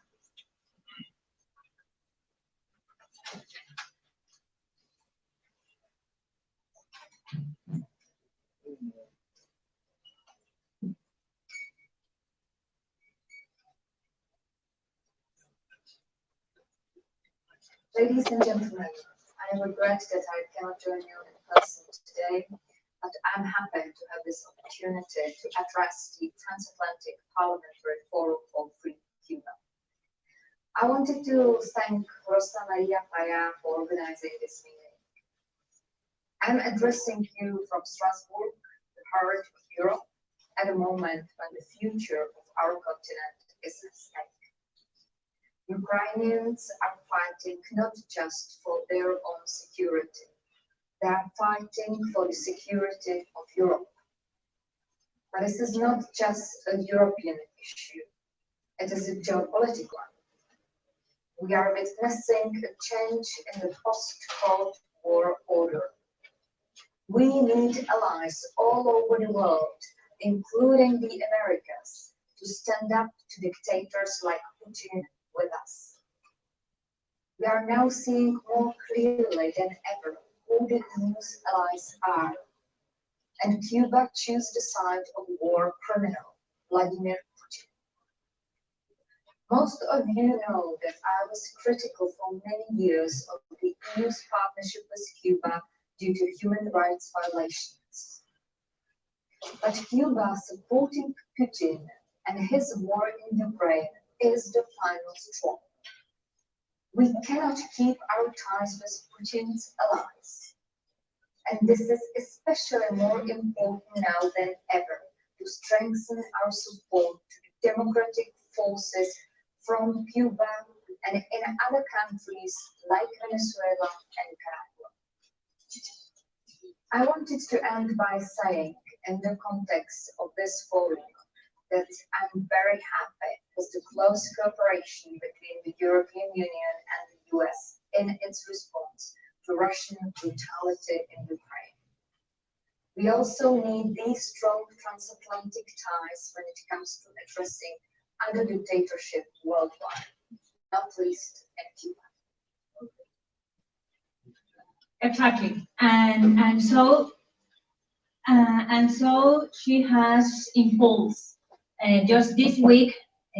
Vice President Sharantsova and Leopoldo López Gil, also member of the European Parliament, signed a letter to Joseph Borrell asking for isolating the dictatorship of Venezuela, Nicaragua, and Cuba, and specifically pointing out their relationship and the strengthening of their links with the Putin regime. With that, I will first welcome to this room Congresswoman Nicole Maliakis, and also pass the floor to member of the Parliament of Spain, Pablo Ispan. Yours is the floor. Hello, Rosa Maria. Good afternoon. First of all, I want to say that I'm a member of the Popular Party, a party that we were very close friends and very close allies of your father, Osvaldo. Hello, my dear colleagues from all parliaments from both sides of the Atlantic. I want also to congratulate Rosa Maria for this initiative. We need more transatlantic initiative to coordinate our policies in the question of Cuba and other issues about freedom. I want to say two things only. It is going to be a very brief intervention. First of all, we are very worried. We're very worried about what's happening now in Cuba after the spring of the July demonstrations against the regime. The winter of the repression has arrived to Cuba, and there are a lot of political prisoners that are suffering punishment by the regime, and this is being high at the public opinion. This is not a question in our public opinion in our democracy, and we need to do more for them. We are also very worried about what the government of Spain is doing. The former MD, European Parliament, also told us, told everybody that we are in Spain, we have a social communist government that is a close ally of the Cuban regime, not only the communist members, also the socialist member. Spanish government is one of the big support of the Cuban regime. And I think it's well to know to everybody. Spain is the Spanish government is doing whatever it can for make the Cuban government survive. And for finishing my intervention, I want to propose three things. I think, Rosa, that we need more coordination among us, among us MPs, about to present initiative about the release of all the political prisoners. I think that all together can, on the view that we support the Council of Freedom of Cuba, can present the same proposal for the release of the MPs. Also, as Leopoldo Lopez has, it's an MP of my political party at the European Parliament, we must denunciate all the links between Cuba and Russia. So enlarge all the sanctions that we are punishing to Russia against also to its allies, and especially especially Cuba. So Cuba must suffer the same sanctions that its partnership Cuba. And the third proposal is to celebrate the 10th anniversary of the assassination of your father, of Osvaldo, and make a big event in both sides of the Atlantic to remember the figure of your father and the example that he was for you. Thank you very much. Thank you so much, Congressman. Thank you so much for that recognition of my father's legacy and the fact that he was murdered 10 years ago. I'm looking forward that event in both sides of the Atlantic to commemorate his life, and also to call the attention of all the Cubans that are suffering and are actually in danger to have to suffer the same fate that my father and Harry Sobero suffered 10 years ago. Thank you so much. Your proposals, your other proposals are part of the draft document that is going to be, if the parliamentarians approve, the declaration of Washington DC. Thank you so much. With that, I would love to pass the floor to a dear friend and old friend, also founder of this forum, member of the European Parliament, Mr. Hermann Terge. Yes. Hello to everybody. Thank you very much, Rosa Maria. Yeah, thank you very much, all of you, for being there. I would have loved to be in Washington, but I'm now here, and I'm prisoner now of COVID in this moment in Spain, here to Madrid. Not in a very good shape. Anyway, I wanted to be present because I think it's absolutely necessary that we insist first in the unique question of Cuba. Cuba is the head of the group. Cuba is the head of the whole organization, which is making so much suffering and we creating so much trouble in democracies, and is supporting the increasing the dictatorships and regimes, authoritarian regimes in the subcontinent. But I wanted only, I have no time, I wanted only to insist in one question, which is very important, which is the Spanish link. I mean, we have Zapatero was now in Cuba and is now in Colombia. He's doing his job now for the electoral campaign of Petro. He was with Boric, he was in Peru, he is one of the links of this Foro de Sao Paulo, which is everywhere, but which has command and control in Cuba. And it's all about also the narcotics. We have all the drug connections, which are they are intertwined with the ideological movements, with the parties, with all these enterprises which are working with them, with foundations. It's an enormous network. We have a network against them. That is very important, but we have to be very clear that they have penetrated very profoundly also the Spanish society, the Spanish government, the socialist party. Not only my good friend Balthasar spoke about the communists. Of course, the communists are there because they are the FARC and the ELN from Colombia, which are Cuba, and which obey orders of Cuba, and who are coordinated with Cuba and with all of them. The important question is Spain, and that's why we have this enormous trouble with Borrell and with the team of Borrell in the European Union, with enormous consequences, is that the Socialist Party, the Spanish Socialist Party, is completely linked to all these movements, and it has obedience and submission to interests which are not Spanish, which are not from the Socialist Party, but are from foreign countries and from foreign forces. And this is one of the major issues that we have to tackle with. And as I say, Borrell is a problem, his team is a problem, many people in the European Union are a problem, and the Socialist Party in the European Union coordinates with the Cuban embassy or their political work on Latin America. That is the case, and so we have to be aware of that. In any case, I stop there. I thank you very much for attention, and I hope you have a very good work, and I'm looking forward to see you all. Thank you very much indeed. Thank you so much. Thank you so much, Congressman Hermann Terge, for those firm words. And with that, I would like to welcome to the room Congressman Mario Diaz-Balart and pass the floor to Congresswoman Nicole Maliotakis. Thank you so much for joining us. Thank you very much. It's great to be here.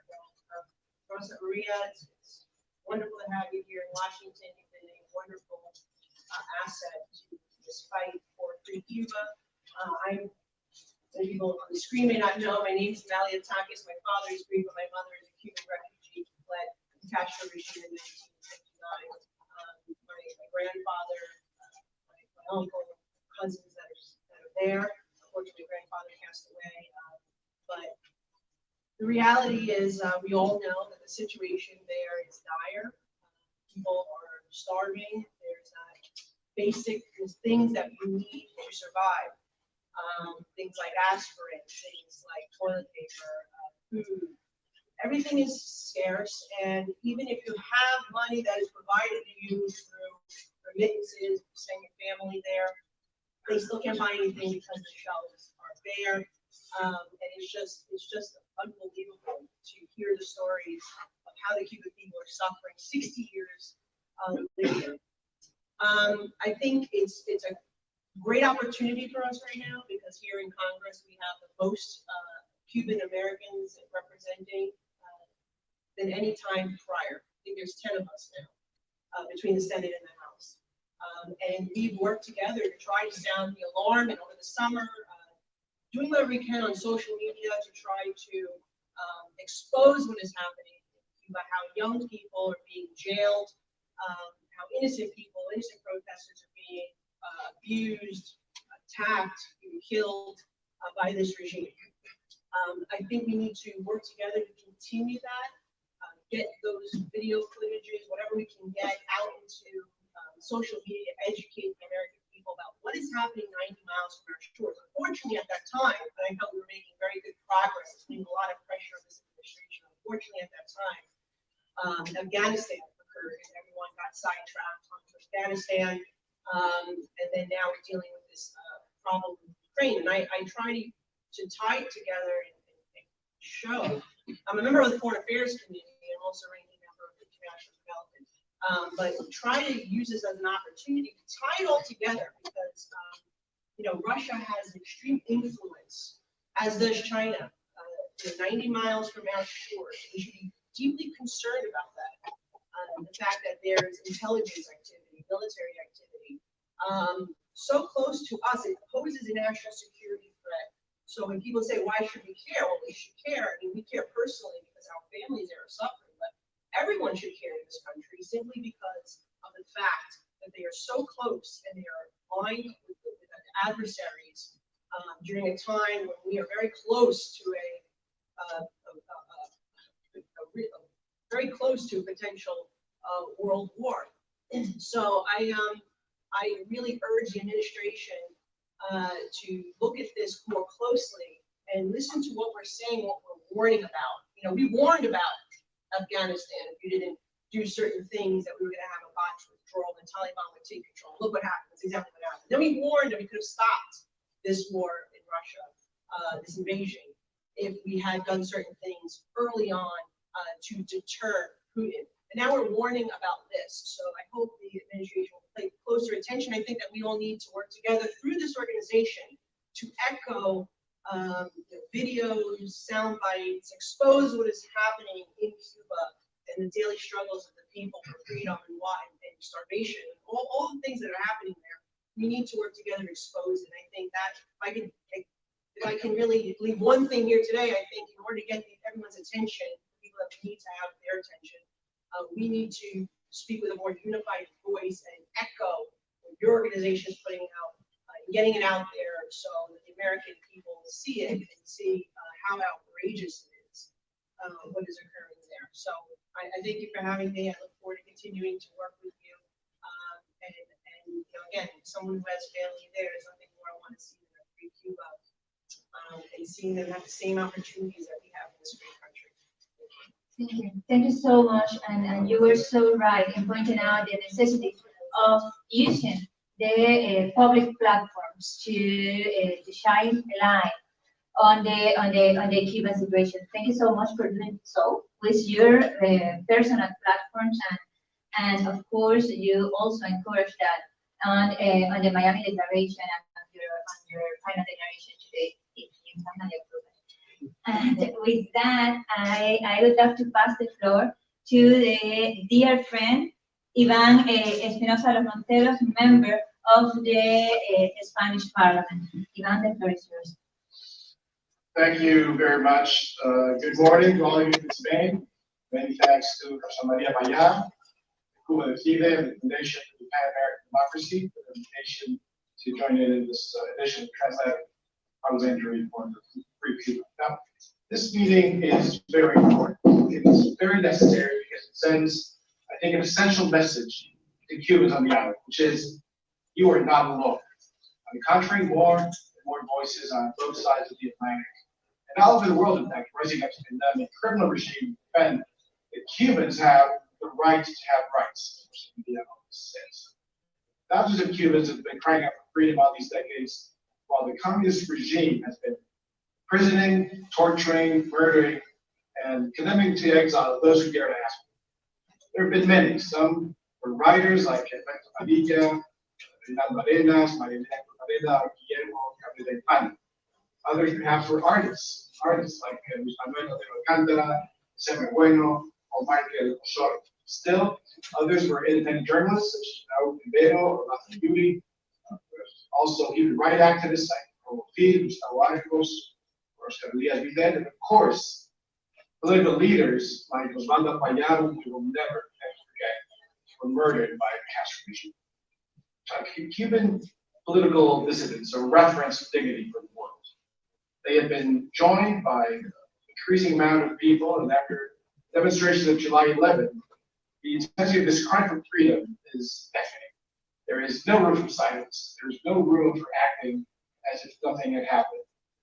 According to human rights organizations, since July, repression in Cuba has reached levels only comparable to those from the beginnings of the current regime, or perhaps from the Islamic crisis. But the Cuban regime of the threat extends well beyond its own borders. As we have pointed out repeatedly in talks with the Charter of Madrid, Cuba is the umbrella. Cuba is the brain and the driving force behind organizations such as the Foro Sao Paulo or the Pueblo group, through which they try to impose their ideological agenda throughout the American continent. Now, once again, the same regime that once offered sanctuary for guerrillas, for terrorists, first around the world, has chosen the side of evil and become one of Russia's international allies in the cruel and bloody invasion of Ukraine. The step taken by the UN Human Rights Council to suspend Russia's membership is important, but it will not be enough if it is not consistent. The same measure is not taken with those countries that systematically violate human rights across the world. Cuba cannot continue to be a member of the UN Human Rights Council because its presence adds insult to injury to those who continue to suffer the rigors of the Cuban prisons. Governments in Spain and Europe cannot move the other way. As I said here, Spain is being too easy on the Cuban regime. First step is the immediate and urgent activation of the political dialogue and cooperation agreement between the EU and Cuba. We need to demand respect for human rights and end repression and to ask for the release of all prisoners of conscience. We need to give a voice to the Cuban people by intensifying its government's dialogue with democratic opposition and civil society.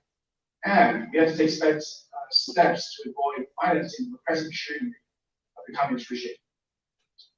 Dear friends, for too long, for way too long, those who should have been fighting the battle of ideas, those who should have been calling out the criminal nature of Cuba's totalitarian regime, those who should have refused to finance, directly or indirectly, its repressive apparatus have preferred to look inward. And it is the Cuban people who have been suffering. But today, there is reason for hope. The Cuban people, as demonstrated last July, have left fear behind, and the world is waking up. Soon, we will see an open and free Cuba, a prosperous Cuba, a Cuba communist-free. You can count on Vox in working towards that goal. Viva Cuba. Muchas gracias. Muchas gracias, Diputado Iván. Thank you so much, Congressman. And with that, I would love to pass the floor to a dear friend, a member of the Latin American Youth Network for Democracy, a fighter for human rights in his homeland, Bolivia, now also a member of parliament there, José Machea. Adelante. Hi, dear Rosita. As you said, I'm José Machea. I'm from La Paz, Bolivia, and currently I'm a congressman of the largest opposition party in Congress here in the country, Comunidad Ciudadana. Well, first of all, I must say I'm very honored for the invitation to this parliamentary forum. As always, dear Rosita, thank you so much. It's a true pleasure for me to share this space with the Cuban society and all my fellow peers of the US, Europe, and Latin American legislative branches. Thank you all for being here. I was asked to react to the Cuban community testimonies and share ways to collaborate to the forum's purpose here in Bolivia. Of course, I can do exactly that. For example, through municipal and regional governments in my country that are still run by opposition parties. Unfortunately, at the moment, Bolivia's executive, legislative, and judiciary branches are totally controlled by the Movement Towards Socialism Party, or Movimiento al Socialismo in Spanish, the party of the authoritarian and pro-Castro former President Evo Morales, and the party of the current President Luis Arce. Let me be crystal clear on one thing everyone in the world should have conscience about. Evo Morales, the strongman who resigned from office back in 2019, due to massive protests against him and his electoral fraud scandal, still rules my country. The current president, Luis Arce, is just a puppet president, not a real one. It doesn't matter if Evo Morales is not ruling the country as president anymore. He is still ruling in the shadows. He is still taking major decisions, and everyone in Bolivia knows it. Let's not have any doubt left about this. Morales and his puppet government are absolutely and firmly aligned with the global interests, not only of Miguel Díaz-Canel, the dictator of Cuba, but they stand with the Russians, the Iranians, the Venezuelan regime, and the Communist Party of China. And they are absolutely vocal and, sadly enough, proud about it. That's why the president of Bolivia, Luis Arce, decided not to attend to the summit of the Americans to be held in the United States if the Cuban dictatorship is still not invited. So please, don't hope that Arce is going to support the Cuban people anytime soon, or ever. As long as my country, Bolivia, is ruled by the movement towards socialism party, or the Evo Morales mafia, I should say, and their authoritarian regime, the Cuban people will not have any ally in Bolivian executive branch, but an enemy. Given that fact, I have to take this opportunity to ask the members of the American Congress and the Senate and the members of the Latin American parliaments who are not aligned with the Cuban, Venezuelan, Nicaraguan, and Bolivian axis of evil to not invite the Bolivian regime to a summit of the Americas anymore in your countries as long as the movement towards socialism, the Evo Morales party, rules Bolivia. Finally, as a Bolivian opposition party member and congressman, I promise all my efforts and my party's efforts to denounce, not only inside Bolivia, but around the world, about all the atrocities that the Cuban regime committed and still commits against the Cuban people and the people of Latin America. We will make all efforts to support democracy in Cuba in the search not only for a totally free Cuba, but a truly democratic Latin American continent as well, as established by the Inter-American Democratic Chapter. Thank you. Thank you so much. Gracias, Jose. Thank you so much for pointing out the fact that the Cuban regime is so well coordinated also with the current authorities in Bolivia, with the Evo Morales regime, and that they actually conform an axis of evil. That's very well appointed. Thank you so much. Thank you for your brave words. And it's an honor for me to introduce a leading voice in the U.S. Congress for the freedom of Cuba and the freedom of all Latin American countries, also Nicaragua, also Venezuela, also Bolivia. Our dear friend, Congresswoman María Díaz Salazar. Thank you. Thanks to you, Rosa Maria. Thanks to you, Rosa Maria. I'm not sure if you can do it now. No, okay, thanks, Rosa Maria. And delighted to be here. I think it's my duty because I come from the same group that you come from, and wonderful to be here with Congressman Hermann Terge, who has been a trailblazer. He's for 20 years been fighting for this cause in this building, the United States Capitol, within the United States Congress. And for those that don't know me, my name is María Díaz Salazar. I represent the city of Miami, the heart of the Cuban exile community, along with Mario and Carlos Jimenez. And I second the words that were expressed by Mr. Cast. And I echo those words that your dad deserves for all of us to be here. I had the honor of meeting him and interviewing him twice, once in Havana, another time in Miami when he was able to go and I was a journalist. I had him on my show, and I can say to you publicly that he is one of the most decent and principled civil servants that I have ever met. I've told you that many times before, but I want to say it publicly. And he literally gave his life for fighting for this cause. So I think it's commendable, and I commend you. And I think it's laudable that you guys are doing, that your family, you yourself, your willing to go through this tortuous path of trying to find for freedom for Cuba. And I think we're all doing the same thing in our own capacity. Unfortunately, this tragedy hasn't ended. The scars of oppression are still burning on Cuban soul. Each year, more and more ordinary Cubans are shouting freedom, while the government is continuing to trample over them just to keep power, because we know that the Cuban government isn't in the business of power, not in the business of anything else. Now, as we know, the White House is flirting again with the regime, and immigration usually is the most and best tool that the regime uses with the White House and with Washington to blackmail the Americans, and always extracting something, either more visas or more money.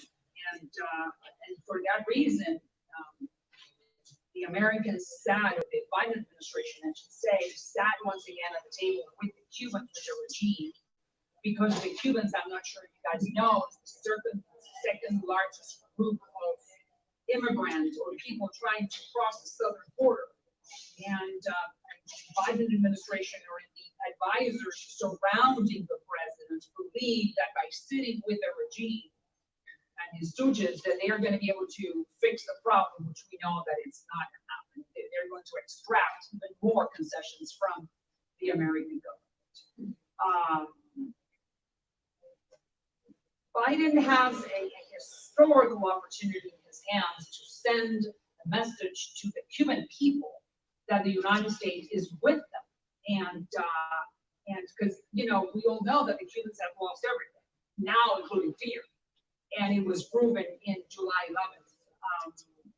And Mario and myself, we have been asking this administration specifically one thing: connectivity, because I believe, and I have been talking about that ad nauseum, because I believe that if the ordinary Cuban person, men and women, if they know that the world is watching their brutality being committed against themselves on the streets of Havana by the repressive apparatus, they will have even more courage to go out and keep on screaming libertad on the streets of Havana. And I believe that if there's 1 million Cubans in El Malecón, it's impossible for any regime to put 1 million people in jail, and then that is the real beginning of the end. So that's why connectivity. So point A can talk to point B, Havana, Santiago, and continue the demonstrations, screaming whatever thing they want to. Food, vaccines, or libertad. It's up to them. But unfortunately, as Mary and I know, the Biden administration has no political willingness whatsoever in helping the Cubans at this hour. On the opposite, on the contrary, what they want to do is they want to help them and give them some oxygen, so the regime can stay in power. Now it's not only the United States, Mexico, the Cuban doctors. That's something that we're going to be working on. We have sent a letter to the administration saying that Cuban doctors, according to the State Department, are human trafficked. They're being trafficked. Or the State Department has labeled the Cuban doctors being sent abroad as human trafficking. The State Department. So if now AMLO, the Mexican president, has a trade deal with the United States called the USMCA, and in the USMCA there is a provision that says that you cannot traffic people, and then the Cubans are being trafficked. So then the Mexicans need to obey and to abide by what they've signed. So we're going to make sure that they are reminded. There's no way that a Cuban doctor is going to be paid $10,000 Mexico City to Havana, and the Cuban doctor is going to receive $200, which is the case. So now Mexico needs to come to a reckoning moment and determine if they're going to be paid directly, or if Cuban doctors are going to receive that money, or we need to be sent back home. That's one the next causes that we're going to be taking up, and thank God that the USMCA signed by the previous administration has that provision in place. Connectivity and having and reminding the Biden administration that Cuba could be Taiwan, could be Singapore, could be Hong Kong, that we have all the elements. We have the people, we have the willingness, we have the desire, and we want to be free just like everyone else. And we're still fighting, and you're one for fighters. And I am sure that it will come to an end soon, and that we'll all be witnesses to Cuba Libre, or free Cuba. And at least I will, and I'm sure you will too, feel some type of satisfaction that we contributed to that end. Thank you. For sure. Thank you so much. Thank you so much, Congresswoman Salazar. And connectivity is one of the points of the Declaración de Miami, founder document of this forum, and by your initiative, the topic of Mexico and the Cuban medical brigades is now in the declaration of DC in a very important moment, in a crucial moment, because the Summit of the Americas is just around the corner.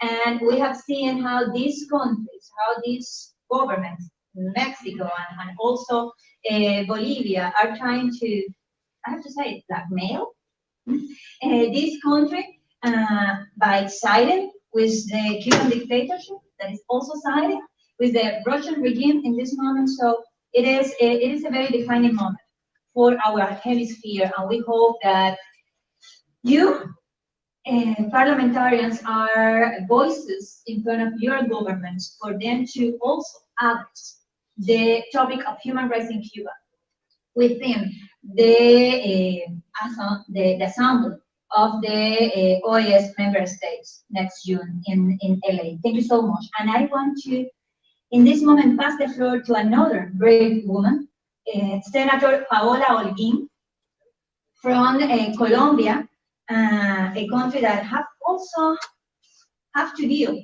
with the interference of the Cuban regime. Senator, the floor is yours. Muchas gracias a todos. Yo pedí permiso para hacer esta intervención en español. Senadora, le pedimos que pare cada cierto tiempo para poder traducirla, por favor. Claro que sí. Thank you very much. I was asked to give this presentation in Spanish. Saludo con todo afecto a Rosa María Payán, a la organización Cuba Decide y a cada uno de los parlamentarios y asistentes a este foro transatlántico para hablar de un tema que nos compete a todos, la democracia y la libertad. I want to say thank you and express my salutations to Rosa Maria Payán, who have acceded to the members of the Transatlantic Forum to discuss a very important topic. Para mí como demócrata y como colombiana es un honor poderme sumar a la Declaración de Washington y sobre todo a un grupo de parlamentarios que estamos convencidos que una de las grandes conquistas de la humanidad han sido la libertad, la democracia y los derechos humanos. I want to say as a Democrat and as a Colombian that I'm honored to subscribe to the Washington Declaration and its principles of liberty and democracy. Nosotros tenemos una gran preocupación por la debilidad o inoperancia muchas veces de la llamada comunidad internacional para salvaguardar estos valores fundamentales de la democracia, la libertad y los derechos humanos. We have a great worry about the ability of the international community to protect these values of freedom and democracy and human rights. Lamentamos que temas fundamentales como la convivencia del crimen organizado transnacional con algunos regímenes, la injerencia del Foro de Sao Paulo y el Grupo de Puebla, el avance de la posverdad, el populismo y el relativismo de valores se esté tomando el mundo, se esté tomando la región. We lament that international civility, being able to coexist, is being challenged by transnational crime, the Sao Paulo Forum, the Pueblo group, and that it is a challenge to democracy. para nosotros, pero nosotros también tenemos que hacer una reflexión sobre si hemos jugado el papel que deberíamos jugar, porque el avance de estos sectores también tiene una corresponsabilidad en la debilidad de quienes somos defensores de la democracia. Y muchas veces nuestros gobiernos y nuestros parlamentos han normalizado lo que no es normal. Las dictaduras, los presos políticos, las violaciones a los derechos humanos y al derecho internacional. For us, we have to also reflect on what we have done. Too many occasions, democracies have normalized dictatorships, the lack of human rights. Nosotros necesitamos firmeza en los principios y unidad, porque los enemigos de la democracia y la libertad están actuando en bloque para tomarse el poder de nuestros países, para interferir en los procesos electorales y para debilitar nuestras democracias. We must remain firm in our principles and unified, because the enemies of democracy are working together to undermine democracy and freedom and free elections. Lo que estamos viviendo en la región, en Nicaragua, en Venezuela, en Bolivia y en procesos electorales como los de Colombia deberían llamar la atención al mundo. What we are witnessing in the region in Venezuela, Nicaragua, Bolivia, and in the elections in Colombia should really call alarm and attention. Y en el caso de Cuba, una dictadura de más de 60 años, deberíamos tener también en cuenta los temas no solo ideológicos, sino también judiciales y de seguridad hemisférica. And in the case of Cuba, a dictatorship that has been in power for over 60 years, we must also, in addition to the ideological questions, take a look at the judicial questions, the geopolitical questions, and threats that the regime poses. Cuba no solo ha tratado de exportar y de imponer su modelo en la región, sino que también ha servido de albergue, de cómplice de organizaciones terroristas como la FARC y el ELN. Cuba has not only exported its model abroad, but it has also been a refuge to terrorist groups like the FARC and the ELN. El llamado que hacemos desde Colombia es a fortalecernos, a trabajar en red en defensa de la democracia, de la libertad y de los derechos humanos, y a entender que más allá de un tema meramente ideológico o político, aquí nos estamos jugando el futuro de nuestra nación. We're also making a call from Colombia to work together in networks for freedom, for democracy, and to remember it's not just a political question, but it is our future that is at stake. Muchas gracias a Rosa María, a cada uno de los parlamentarios, y quiero terminar llamando la atención sobre el proceso que está a pocos días de vivir Colombia, de elecciones presidenciales, donde también tenemos un alto riesgo en nuestra democracia, en nuestra libertad, y hoy más que nunca necesitamos a la comunidad internacional. Nosotros vamos a tener siempre la postura de responsabilidad, de corresponsabilidad en la lucha por la democracia y la libertad de Cuba y de cada uno de los países del hemisferio. Esta lucha no tiene límites fronterizos y hacemos un llamado al mundo para que se comprometa también en este momento de dificultad con la defensa de la democracia y la libertad de Colombia. And I wanted to conclude by pointing out that democracy is also at stake in the upcoming presidential elections in Colombia. And I want to say that we need the assistance of the international community, and that we need to continue working together to strengthen democracy in the region. Thank you very much. Muchas gracias, senadora, sí. Y este foro sirve precisamente para realizar esa coordinación y para propagar esa solidaridad que es tan necesaria. Thank you so much, Senator, for your words. Congresswoman María Elvira Salazar had to leave, but I want to thank her because she is also a host for this event. I want to thank her team for all the support that they have been giving us to make today possible. And with that, I want to pass the floor to a founder of this Parliamentary Forum, a dear friend, a leading voice for many years in the Congress for the cause of freedom in Cuba and the whole hemisphere. Yours is the floor, Congressman Mario Diaz-Balart. Thank you. So yeah, thank you so very much. I will be brief because we've heard from so many frankly illustrious friends and colleagues in the cause of freedom. But I need to first start by thanking you once again for your leadership, for your clarity, and for bringing us together, and for those others who have helped organize this, the International Republican Institute, the Victims of Communism Memorial, the Center for Free Cuba, and so many others that are here, that are true heroes in the fight for freedom around the world.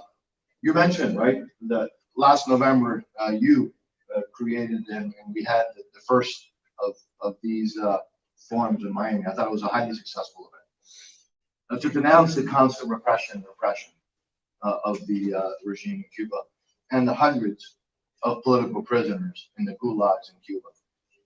And between then and now, what we've seen is a continuation of the horror, of the repression, of imprisonment of even minors for the simple act of peacefully asking for freedom. We heard from our distinguished colleagues of the Cuban regime's influence in Latin America, of the Cuban regime's strong ties with the thugs in Russia. Recently, we saw high-ranking Russian officials who have made several visits to the island, so they're not even hiding it, by the way. This is in plain view. So here's the only thing I'd like to add, if you would allow me. This is not the time to give legitimacy to the regime in Cuba. This is not the time to relax sanctions against the regime. This is the time to do just the opposite, to increase political pressure, to increase diplomatic pressure, to make sure that we do not give 1 ounce of legitimacy to that illegitimate regime in Havana. And so relaxing of sanctions or negotiations with that regime is not only immoral, it is totally unacceptable.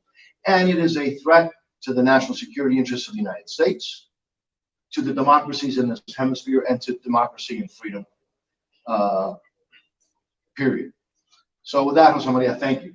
Thank you for bringing us together. Thank you for being such a strong voice for the cause of freedom. And there's so many people here that we've heard from. There are also so many people that are here in the audience. I'm not going to mention them all, but because also if I did that, I would be here all day. But I do want to. There is somebody in the audience who I saw, and I know you're going to later talk to or about. Carl, good to see you, sir. Carl Gershman, who was a fighter for freedom, frankly, and a model for all of us to follow, just because of his dignity, of his decency, but of his never-ending fight for freedom. So thank you to all of you. What a privilege to be here with all of you. You honor this great institution, which is the Congress of the United States, with your presence. Thank you very much. I yield back to you. Thank you. Thank you so much, Congressman. Thank you so much for your support, for founding this forum, for your recognition to our dear car that will be recognized as the winner of the Oswaldo Bayard Libertad Award in a brief moment. But now I would love to invite Senator Felipe Gans back to the podium to read the Declaration of Defeat, which is a continuation of this Parliamentary Forum that established the commitments that the legislators have decided to establish for the next round till our next meeting of the Transatlantic Parlamentary.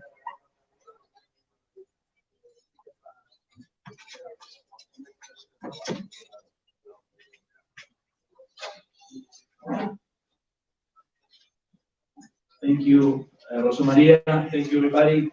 I will just read the Free Cuba Forum #2 Declaration, Washington, D.C., March 12, 2022. Legislators for Europe and the Americas, participants of the Transatlantic Parliamentary Forum for a Free Cuba, gathered in solidarity with the Cuban people and their struggle for the right to live in a democracy. We are pleased to announce the expansion of our forum to include parliamentarians from Latin America.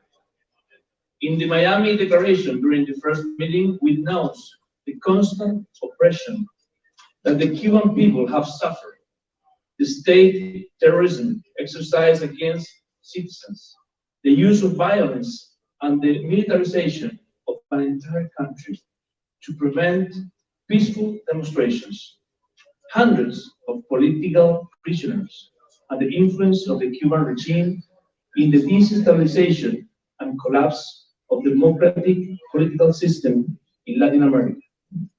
In the last 6 months, since the creation of our Forum for a Free Cuba, the living conditions for those on the island continue to deteriorate, and the regime has started new threats to the national security of several states in the Americas. United, we alert to the following pernicious developments regarding the already alarming human rights situation in Cuba and the destabilizing actions of this regime. After more than 6 decades without free, fair, and multi-party elections, Cuba continues in a crisis. According to the Hens Misery Index 2021, published in March 2022, Cuba is the most miserable country in the world, driven by a soaring inflation rate and shortage of basic products. At least 633 peaceful protesters have been sentenced in sham trials of up to 30 years. Currently, the regime holds more than 1,000 political prisoners, many under the age of 18. At least 80,000 Cubans have irregularly crossed the southern border of the United States in what appears to be a coordinated, reckless operation between the authorities in Havana and Managua, whose regime suddenly removed the visa restrictions for Cubans in November 2021. The announcement made by the government of Mexico and the Cuban regime of contracting at least 500 doctors through the Cuban state is in direct violation of the free trade agreement between Mexico, Canada, and the United States. The United States defined this medical breakage as human trafficking in its annual trafficking in persons report in November 2019. The UN Special Reporters and Contemporary Forums of Slavery used the words forced labor to describe this scheme. The Cuban dictatorship decision to deepen ties with the Putin regime in December 2021, Russia threatened a repeat of the Cuban Missile Crisis. On January 13, 2022, Deputy Foreign Minister Sergei Ryabkov repeated the threat, telling Russians TV he could not exclude sending military assets to Cuba and Venezuela if Ukraine talks failed. On February 22nd, just days before Russia's invasion, the Speaker of the State Duma arrived in Cuba and thanked Cuba for supporting Russia's decisions on Donetsk and Luhansk. The Cuban regime is the best transatlantic ally of the Kremlin, using its press agencies to spread false news about the invasion of Ukraine and false narrative of the Putin regime. This is a time for democracies of the world to unite against dictators. We reaffirm all the commitments made in the Miami Declaration in November 2021. And following up on those calls to action, we commit to influencing the executive branch and government institutions in our countries to secure that they create an international effort, a coalition of nations in support of the Cuban people call for freedom, with the goal to denounce the illegitimacy of the Cuban regime and support the Cuban people to regain their sovereignty, because we, Cubans, are prepared to carry out a democratic transition. That they do not negotiate with the regime, but they demand first the unconditional release of all political prisoners, the end of repression, respect in law and practice of freedom of expression, association, public assembly, and economic freedom, free, fair, international supervised, multi-party elections. That they apply political, diplomatic, and financial sanctions to those responsible for serious human rights violations, including the perpetrators in the army and the Communist Party, but also the list of judges and prosecutors involved in the sham trials against peaceful protesters in Cuba. Each government or institution may use the sanctions mechanism at its disposal, such as the Magnitsky Acts of the United States and Canada on the global sanction mechanism of the European Union. That they apply vigorously national and international laws forbidding the modern slavery and human trafficking practices of the human dictatorship. Cancel any existing contracts to the Cuban state.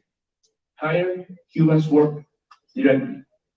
That during the Summit of the Americas to be held in Los Angeles in June 2022, the OAS member states address the human rights situation on the island and the urgency of taking actions in solidarity with the right of Cuban people to live in democracy, as it is established in the Inter-American Democratic Charter. That the member states of the European Union demand the suspension of the political dialogue and cooperation agreement through which the Cuban regime annually receives millions of dollars from European taxpayers. It is time to isolate dictatorship that they are complacent with atrocity and crimes against humanity, as Borrell, Vice President of the European Commission, recently pointed out. We commit to use our public platform to advocate for the aforementioned action points, as well as to advancing them to bills and resolutions in our respective legislative chambers. The night will not be eternal. Cubans, you are not alone. Washington, December, May 12, 2022. Thank you.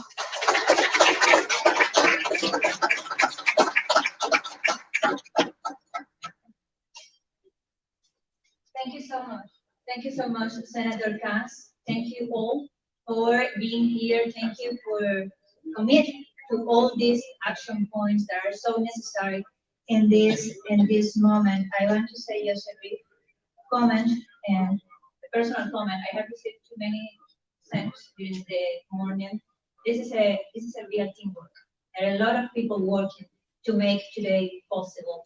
Promoters of Cuba Libre, members of the Cuban civil society, those members of the opposition and the Cuban civil society that join us via Zoom, all the Cubans that in the island demand the same freedom, the same actions that we are now sharing today.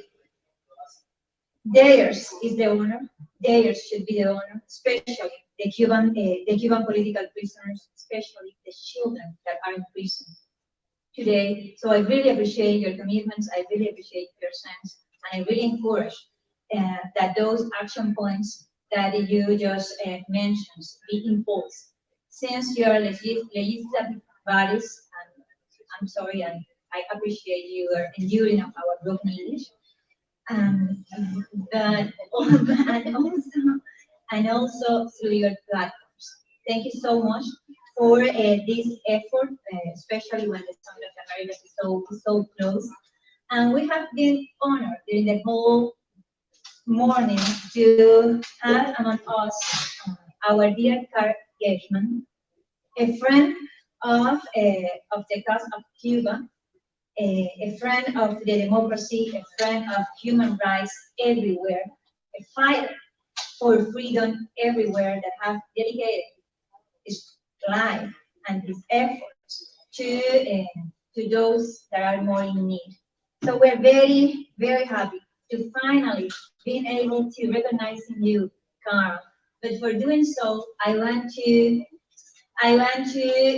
introduce to you my dear friend, Miguel Reyes, from the Executive Committee of the Latin American Youth Network for Democracy, who is going to present a little bit on the network and also on the Osvaldo Paya Libertad y Vida Award. Thank you so much.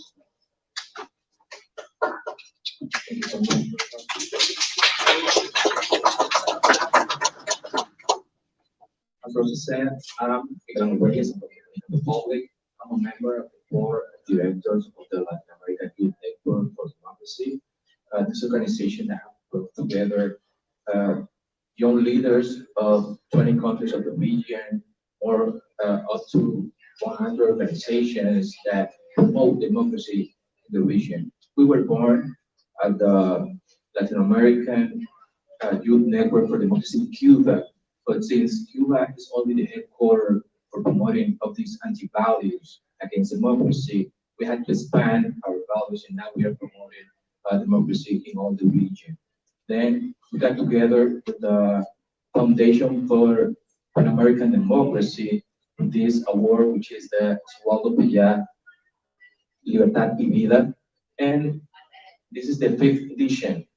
We have already awarded the European Parliament, the Mr. Luis Almagro, which is, as you know, the General Secretary of the OAS, the President of Colombia, Iván Duque, and also the International, which is this organization which is part, which have some ex-presidents that are advocating for democracy in the region. For this time, we have a few nominations. Mr. Lee Edwards, which is the president of Victims of Communism. Also, we have the Fundación San Isidro, which got an honorary mention. Also, this author and member, a professor of the Georgetown University here in the United States, and Mr. Carl Gershman. Thank you for being here. Thank you for everything you've done for democracy. Thank you for all the values that you've been promoting. Thank you for having giving the chance to us as an organization to be promoting these efforts in the region. Thank you so much. And I'll ask you to help me to receive here Ms. Christina Olney, which is the Director of Government Relations. She's the one that will be introducing this award.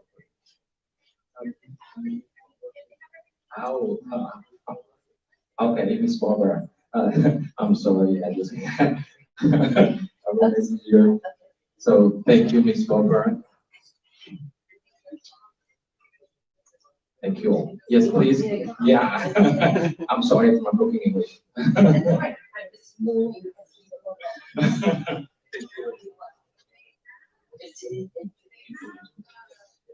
All right. This is really awesome. This game has really been my leader, my inspiration for having some of this, 38 years. I first met Mr. Richmond in 1981. I was interviewing to come and work for him, and I was immediately struck by his infectious vision and enthusiasm. He really wanted to build a support system for what we at NED came to refer to as the struggle, like Osvaldo, like Rosa Maria, sometimes in country, sometimes extra. So Rosa Maria said, I think at one of the retirement events where Mr. Lucian, that each step is always a personal decision, the gathering of which creates movement. Well, this just reminded me so much of her, but also of your father, against really all odds at the time, but with the passion that really drives Carl, his passion, his deep belief. He was actually able to bring this idea of a support system for freedom fighters, for Democrats. He built really the heart, the soul, and ethos that is really deeply embedded at NED. And I think in all of our partners and the work that we do. He really built the connective tissue that binds all of us, that binds people all over the world into a family, a community, a mutual support system that really shares ideas, experiences, and really they stand up to support each other in their difficult times of peril. We heard a lot of that. Hearing from a Ukrainian speaking about our Cuban friends was really very moving earlier. The activists in Asia can now see the connection between the system of governance in Cuba and the practices and habits of their own dictators. They are now connected. So with Carl at the helm, NED became the home to thousands and thousands of thinkers and journalists, grassroots activists from all over the world. And some of them, as I've said this before, absolutely some of the really greatest people you could ever hope to. What was once the purview of a small group of kind of eccentric people working to start this up has really become a full area for building a career. It's become a field of work and study. It's become a pillar of foreign assistance for many, many countries, more, I hope, every day. So it was no top-down, made in Washington project design and deliverables, but really support for the initiatives and visions of those who are putting themselves on the line, not for us, but for their purposes, for their people. So of course, making sure the American taxpayer doesn't get ripped off, we have that oversight role, but really this is all driven by the people who fight these fights day in and day out. So from the outset, with our very thin staff, and what was at that time, no longer is, but was a meager budget, Carl insisted from the beginning that Cuba was one of our priorities, one of our very top priorities, and really for good reason. It's part of our history, and many, many Cubans who we've been blessed to receive in this country have made enormous contributions to our culture, economy, politics, and government. So Carl's commitment to keeping solidarity with the Cuban people, his faith in the ability of people to change things, if they can just get a little support, and in his belief that very critical challenge to democracy, human dignity, and fundamental rights is just one more call to action. And it's what links him, I think, to Osvaldo Paya, a man who inspired us all, and who I think understood that throughout the world, there are people who will struggle, face relentless threats, and risk their lives, who would do the work, but who really deserve our embrace and support. So with that, Carl, I think so. You instruct us. I will invite also Juan Carlos Vargas from the Latin American Network for Democracy, General Coordinator, and Rosa Maria Paya, Executive Director from the Pan American Foundation for Democracy, to give this certificate to Mr. Congressman. Yeah,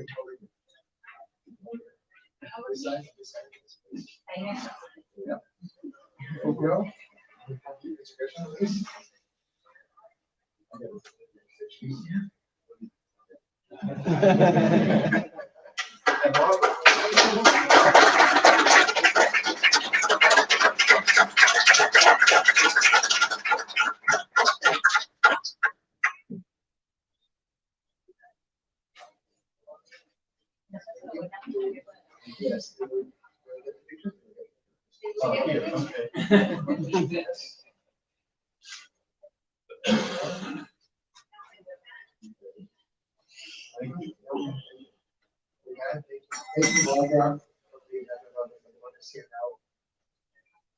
What you all been waiting to hear is a congressman.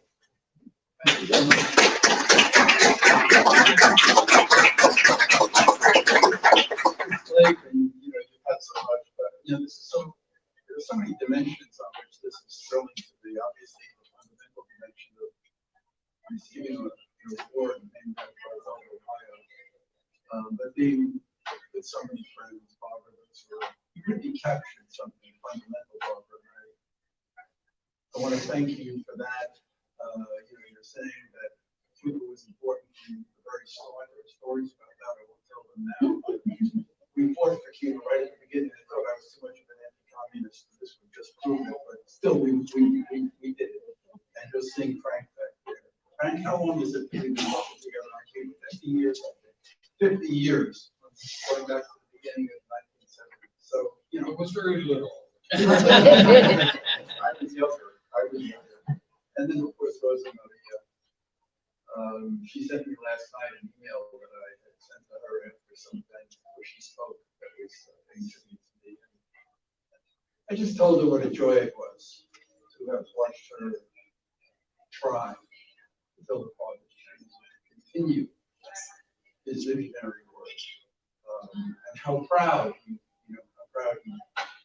would be of what she has done. And this, what's happening today is just another example of that.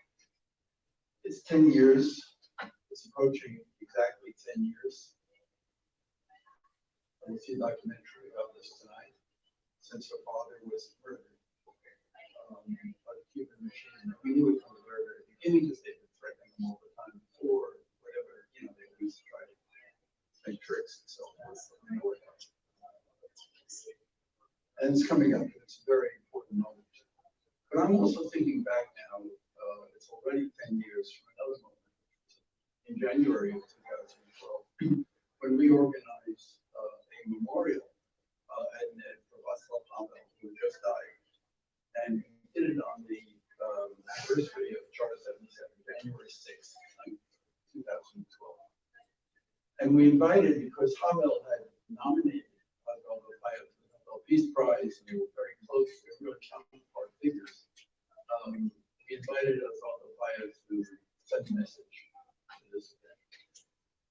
This was at a time, you'll remember, when Raul had taken over, they were making a lot of reforms. Jaime Ortega was trying to negotiate the release of the Black Springs prisoners. So this was a so-called moment of change. And in his marvelous message that he sent to this event in January 2012, Osvaldo Paya said it was a fraudulent change, and that those who have the power are keeping it, and they're going to marginalize, as they have always done, the Cuban people. And of course, 6 months after that, he was murdered. And we should think about what that means, you know, to murder the Havel, to murder the Southward, to murder the Mandela of Cuba. Because that's what Osvaldo Paya was.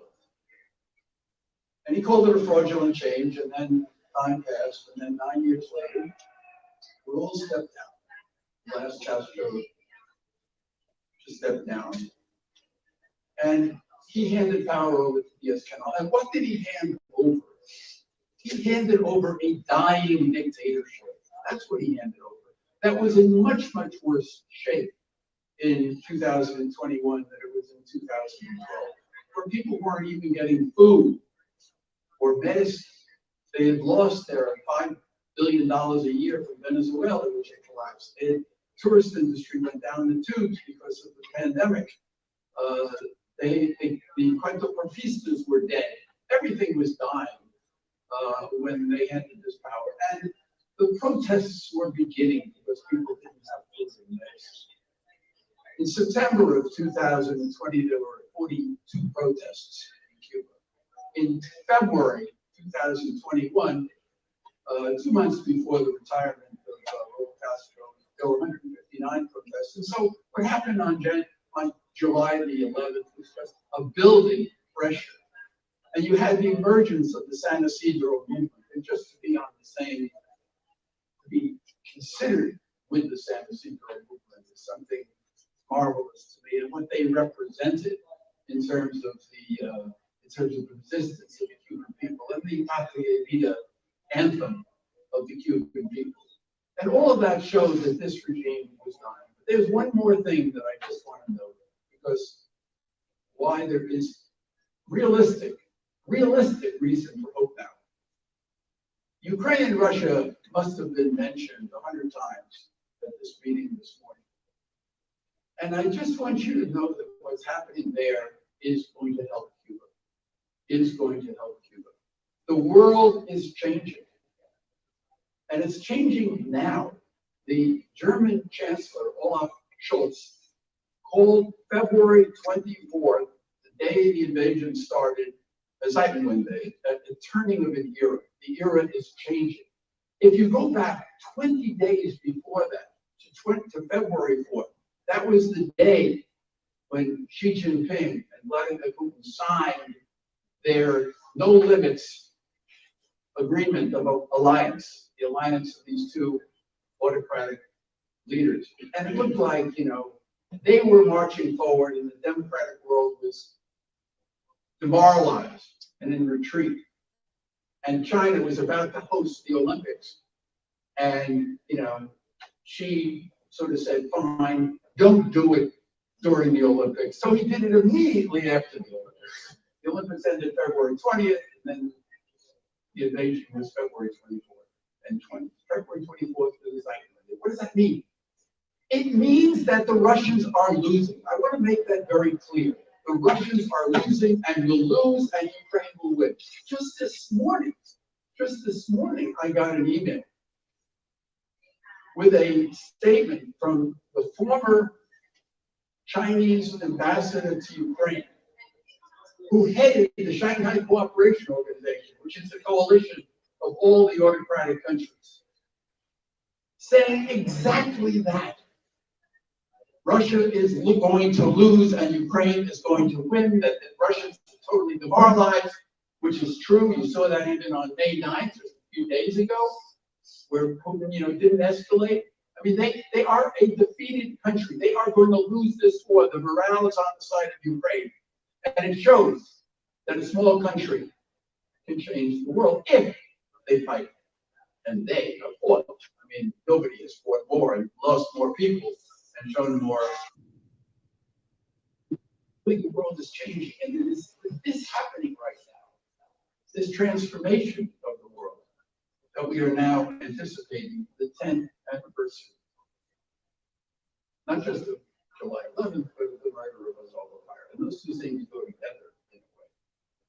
because the movement that has grown up, I think I would consider it to be the children of the Varela Project. And one more thing is happening, and that is that there, next month, there's going to be a book published about Give Me Liberty by David Hoffman. I just want to emphasize that this is an important book by an important Pulitzer Prize winning author. That the book is equal to the subject, Paya's life and struggle, and the author is equal to the man. And it is an important book that tells the whole story in a very, very vivid and dramatic way. I don't know how we did it. There's so many interviews to recreate the life of a person like Aldo Paya. But you have the story of the 20th century and the failure, of democracy in Cuba, but still the building into the Constitution, the citizen initiative that he calls that became the Varela Project. And he tells the story of that, and how it didn't die when everything else died. All the other elements of the Constitution of 1940 died, but this was always stayed in the Constitution. And he tells the story of the revolution and the lies of Castro, the way he lied, and then the alliance with the Soviet Union, and then the silencing of the Cuban people. And then, the emergence in the beginning, and he tells the story of Aldo Paya and how he developed and grew, and he was always, for these values, and always not accepting the system from the very beginning. But he tells that story, and it's a very important story to tell, and how the Varela Project developed. And then, of course, he tells the story of 1989 and the revolutions in Europe, and how nervous Cubans were, and how the economy started, the special period. And what did Castro do at that time? And he has a whole chapter on this. He went out to East Germany to get educated on how to improve their system of surveillance and repression from the Stasi. And there's a whole chapter on the Stasi. Fascinating. Because they're the ones who taught how to destroy the reputation of people, how to confuse people, how to disguise murders exactly out of the Stasi handle. This is all that happened, and he tells that story. And then he tells the story of the development of the Varela Project, and then the Black Spring, and finally the end. And there are so many things that are interesting. I want to maybe just call attention to one that I found really fascinating, and that was Paya's relationship with Jaime Ortega, the Archbishop. He worked with him in the beginning, but they divided because Paya wanted to go further, and Ortega wanted to engage with the regime, get some space for the church, and Paya didn't want to compromise these principles. And at the funeral of Paya, Jaime Ortega said that he was a man of faith on a political mission. That's not true. He was a man of faith on a mission of faith. And one of the points that becomes clear in Hoffman's book is that Paya always believed that rights come from God, they do not come from the regime. He was always on a mission of faith. And Jaime Ortega was always trying to stop him because he would make relations difficult with the government. And I think people, in the United States, there's a whole part of a chapter on how he came to Miami, and when he was in the United States, he had gone to Europe to see the Sakharov Award, and he went to Miami. And this discussion, because there were people in the United States who were concerned that maybe he was operating within the system, he was compromising. And you see in this book how he never compromised the basic principles. Obviously, tactically, he found spaces and he knew how to work with spaces. But it's a brilliant book, and it's an important book. And what it's coming out on the 10th anniversary. On the 10th anniversary, so we'll elevate this figure. A figure who offers a moral alternative.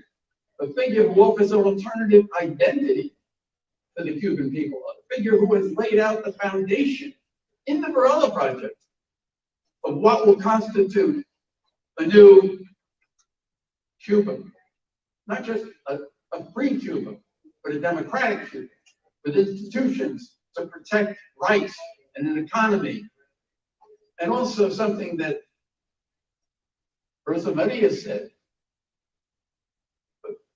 a new Cuba is possible without hate, because of all the suffering that is taking place.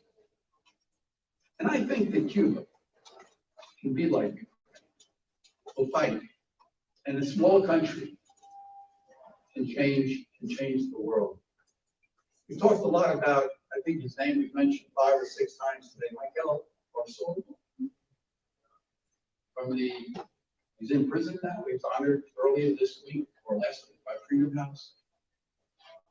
And he said something that is at the heart of the San Isidro movement, the Cuban struggle today. And I don't have any Spanish, but I'll try to say it in Spanish. Si te caes, yo te levanto. If you fall, I'll lift you up. That's what it's all about. That's what the movement is all about. And that's why I think, not only Ukraine is, but I actually believe this. We're coming to a moment at this time. I don't want to engage in wishful thinking, but we are coming to a moment.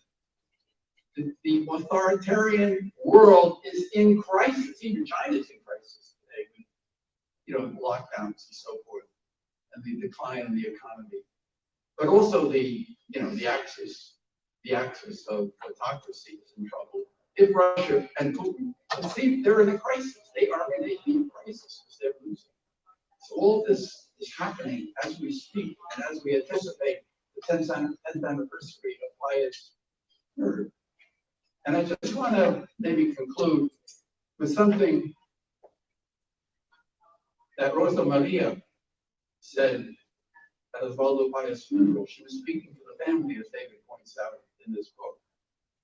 And she said, my father has already shown us the path to liberation, and it is a path of hope. That's what she said. That's where we are today. And it's not just a kind of existential hope that Havel talked about. There is going to be a change. I believe that very, very deeply. And when it happens, Paya will be seen as the Mandela and the Safra and the Havel. You will be in a class with Varela and Jose Marti.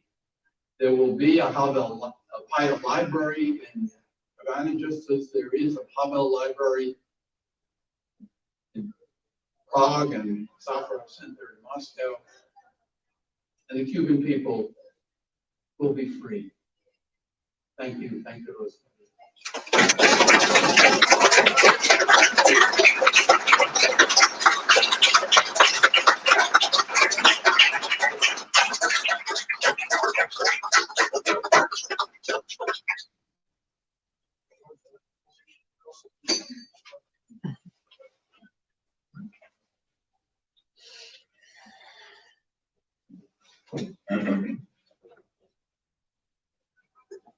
This concludes our program. Thank you so much for being here.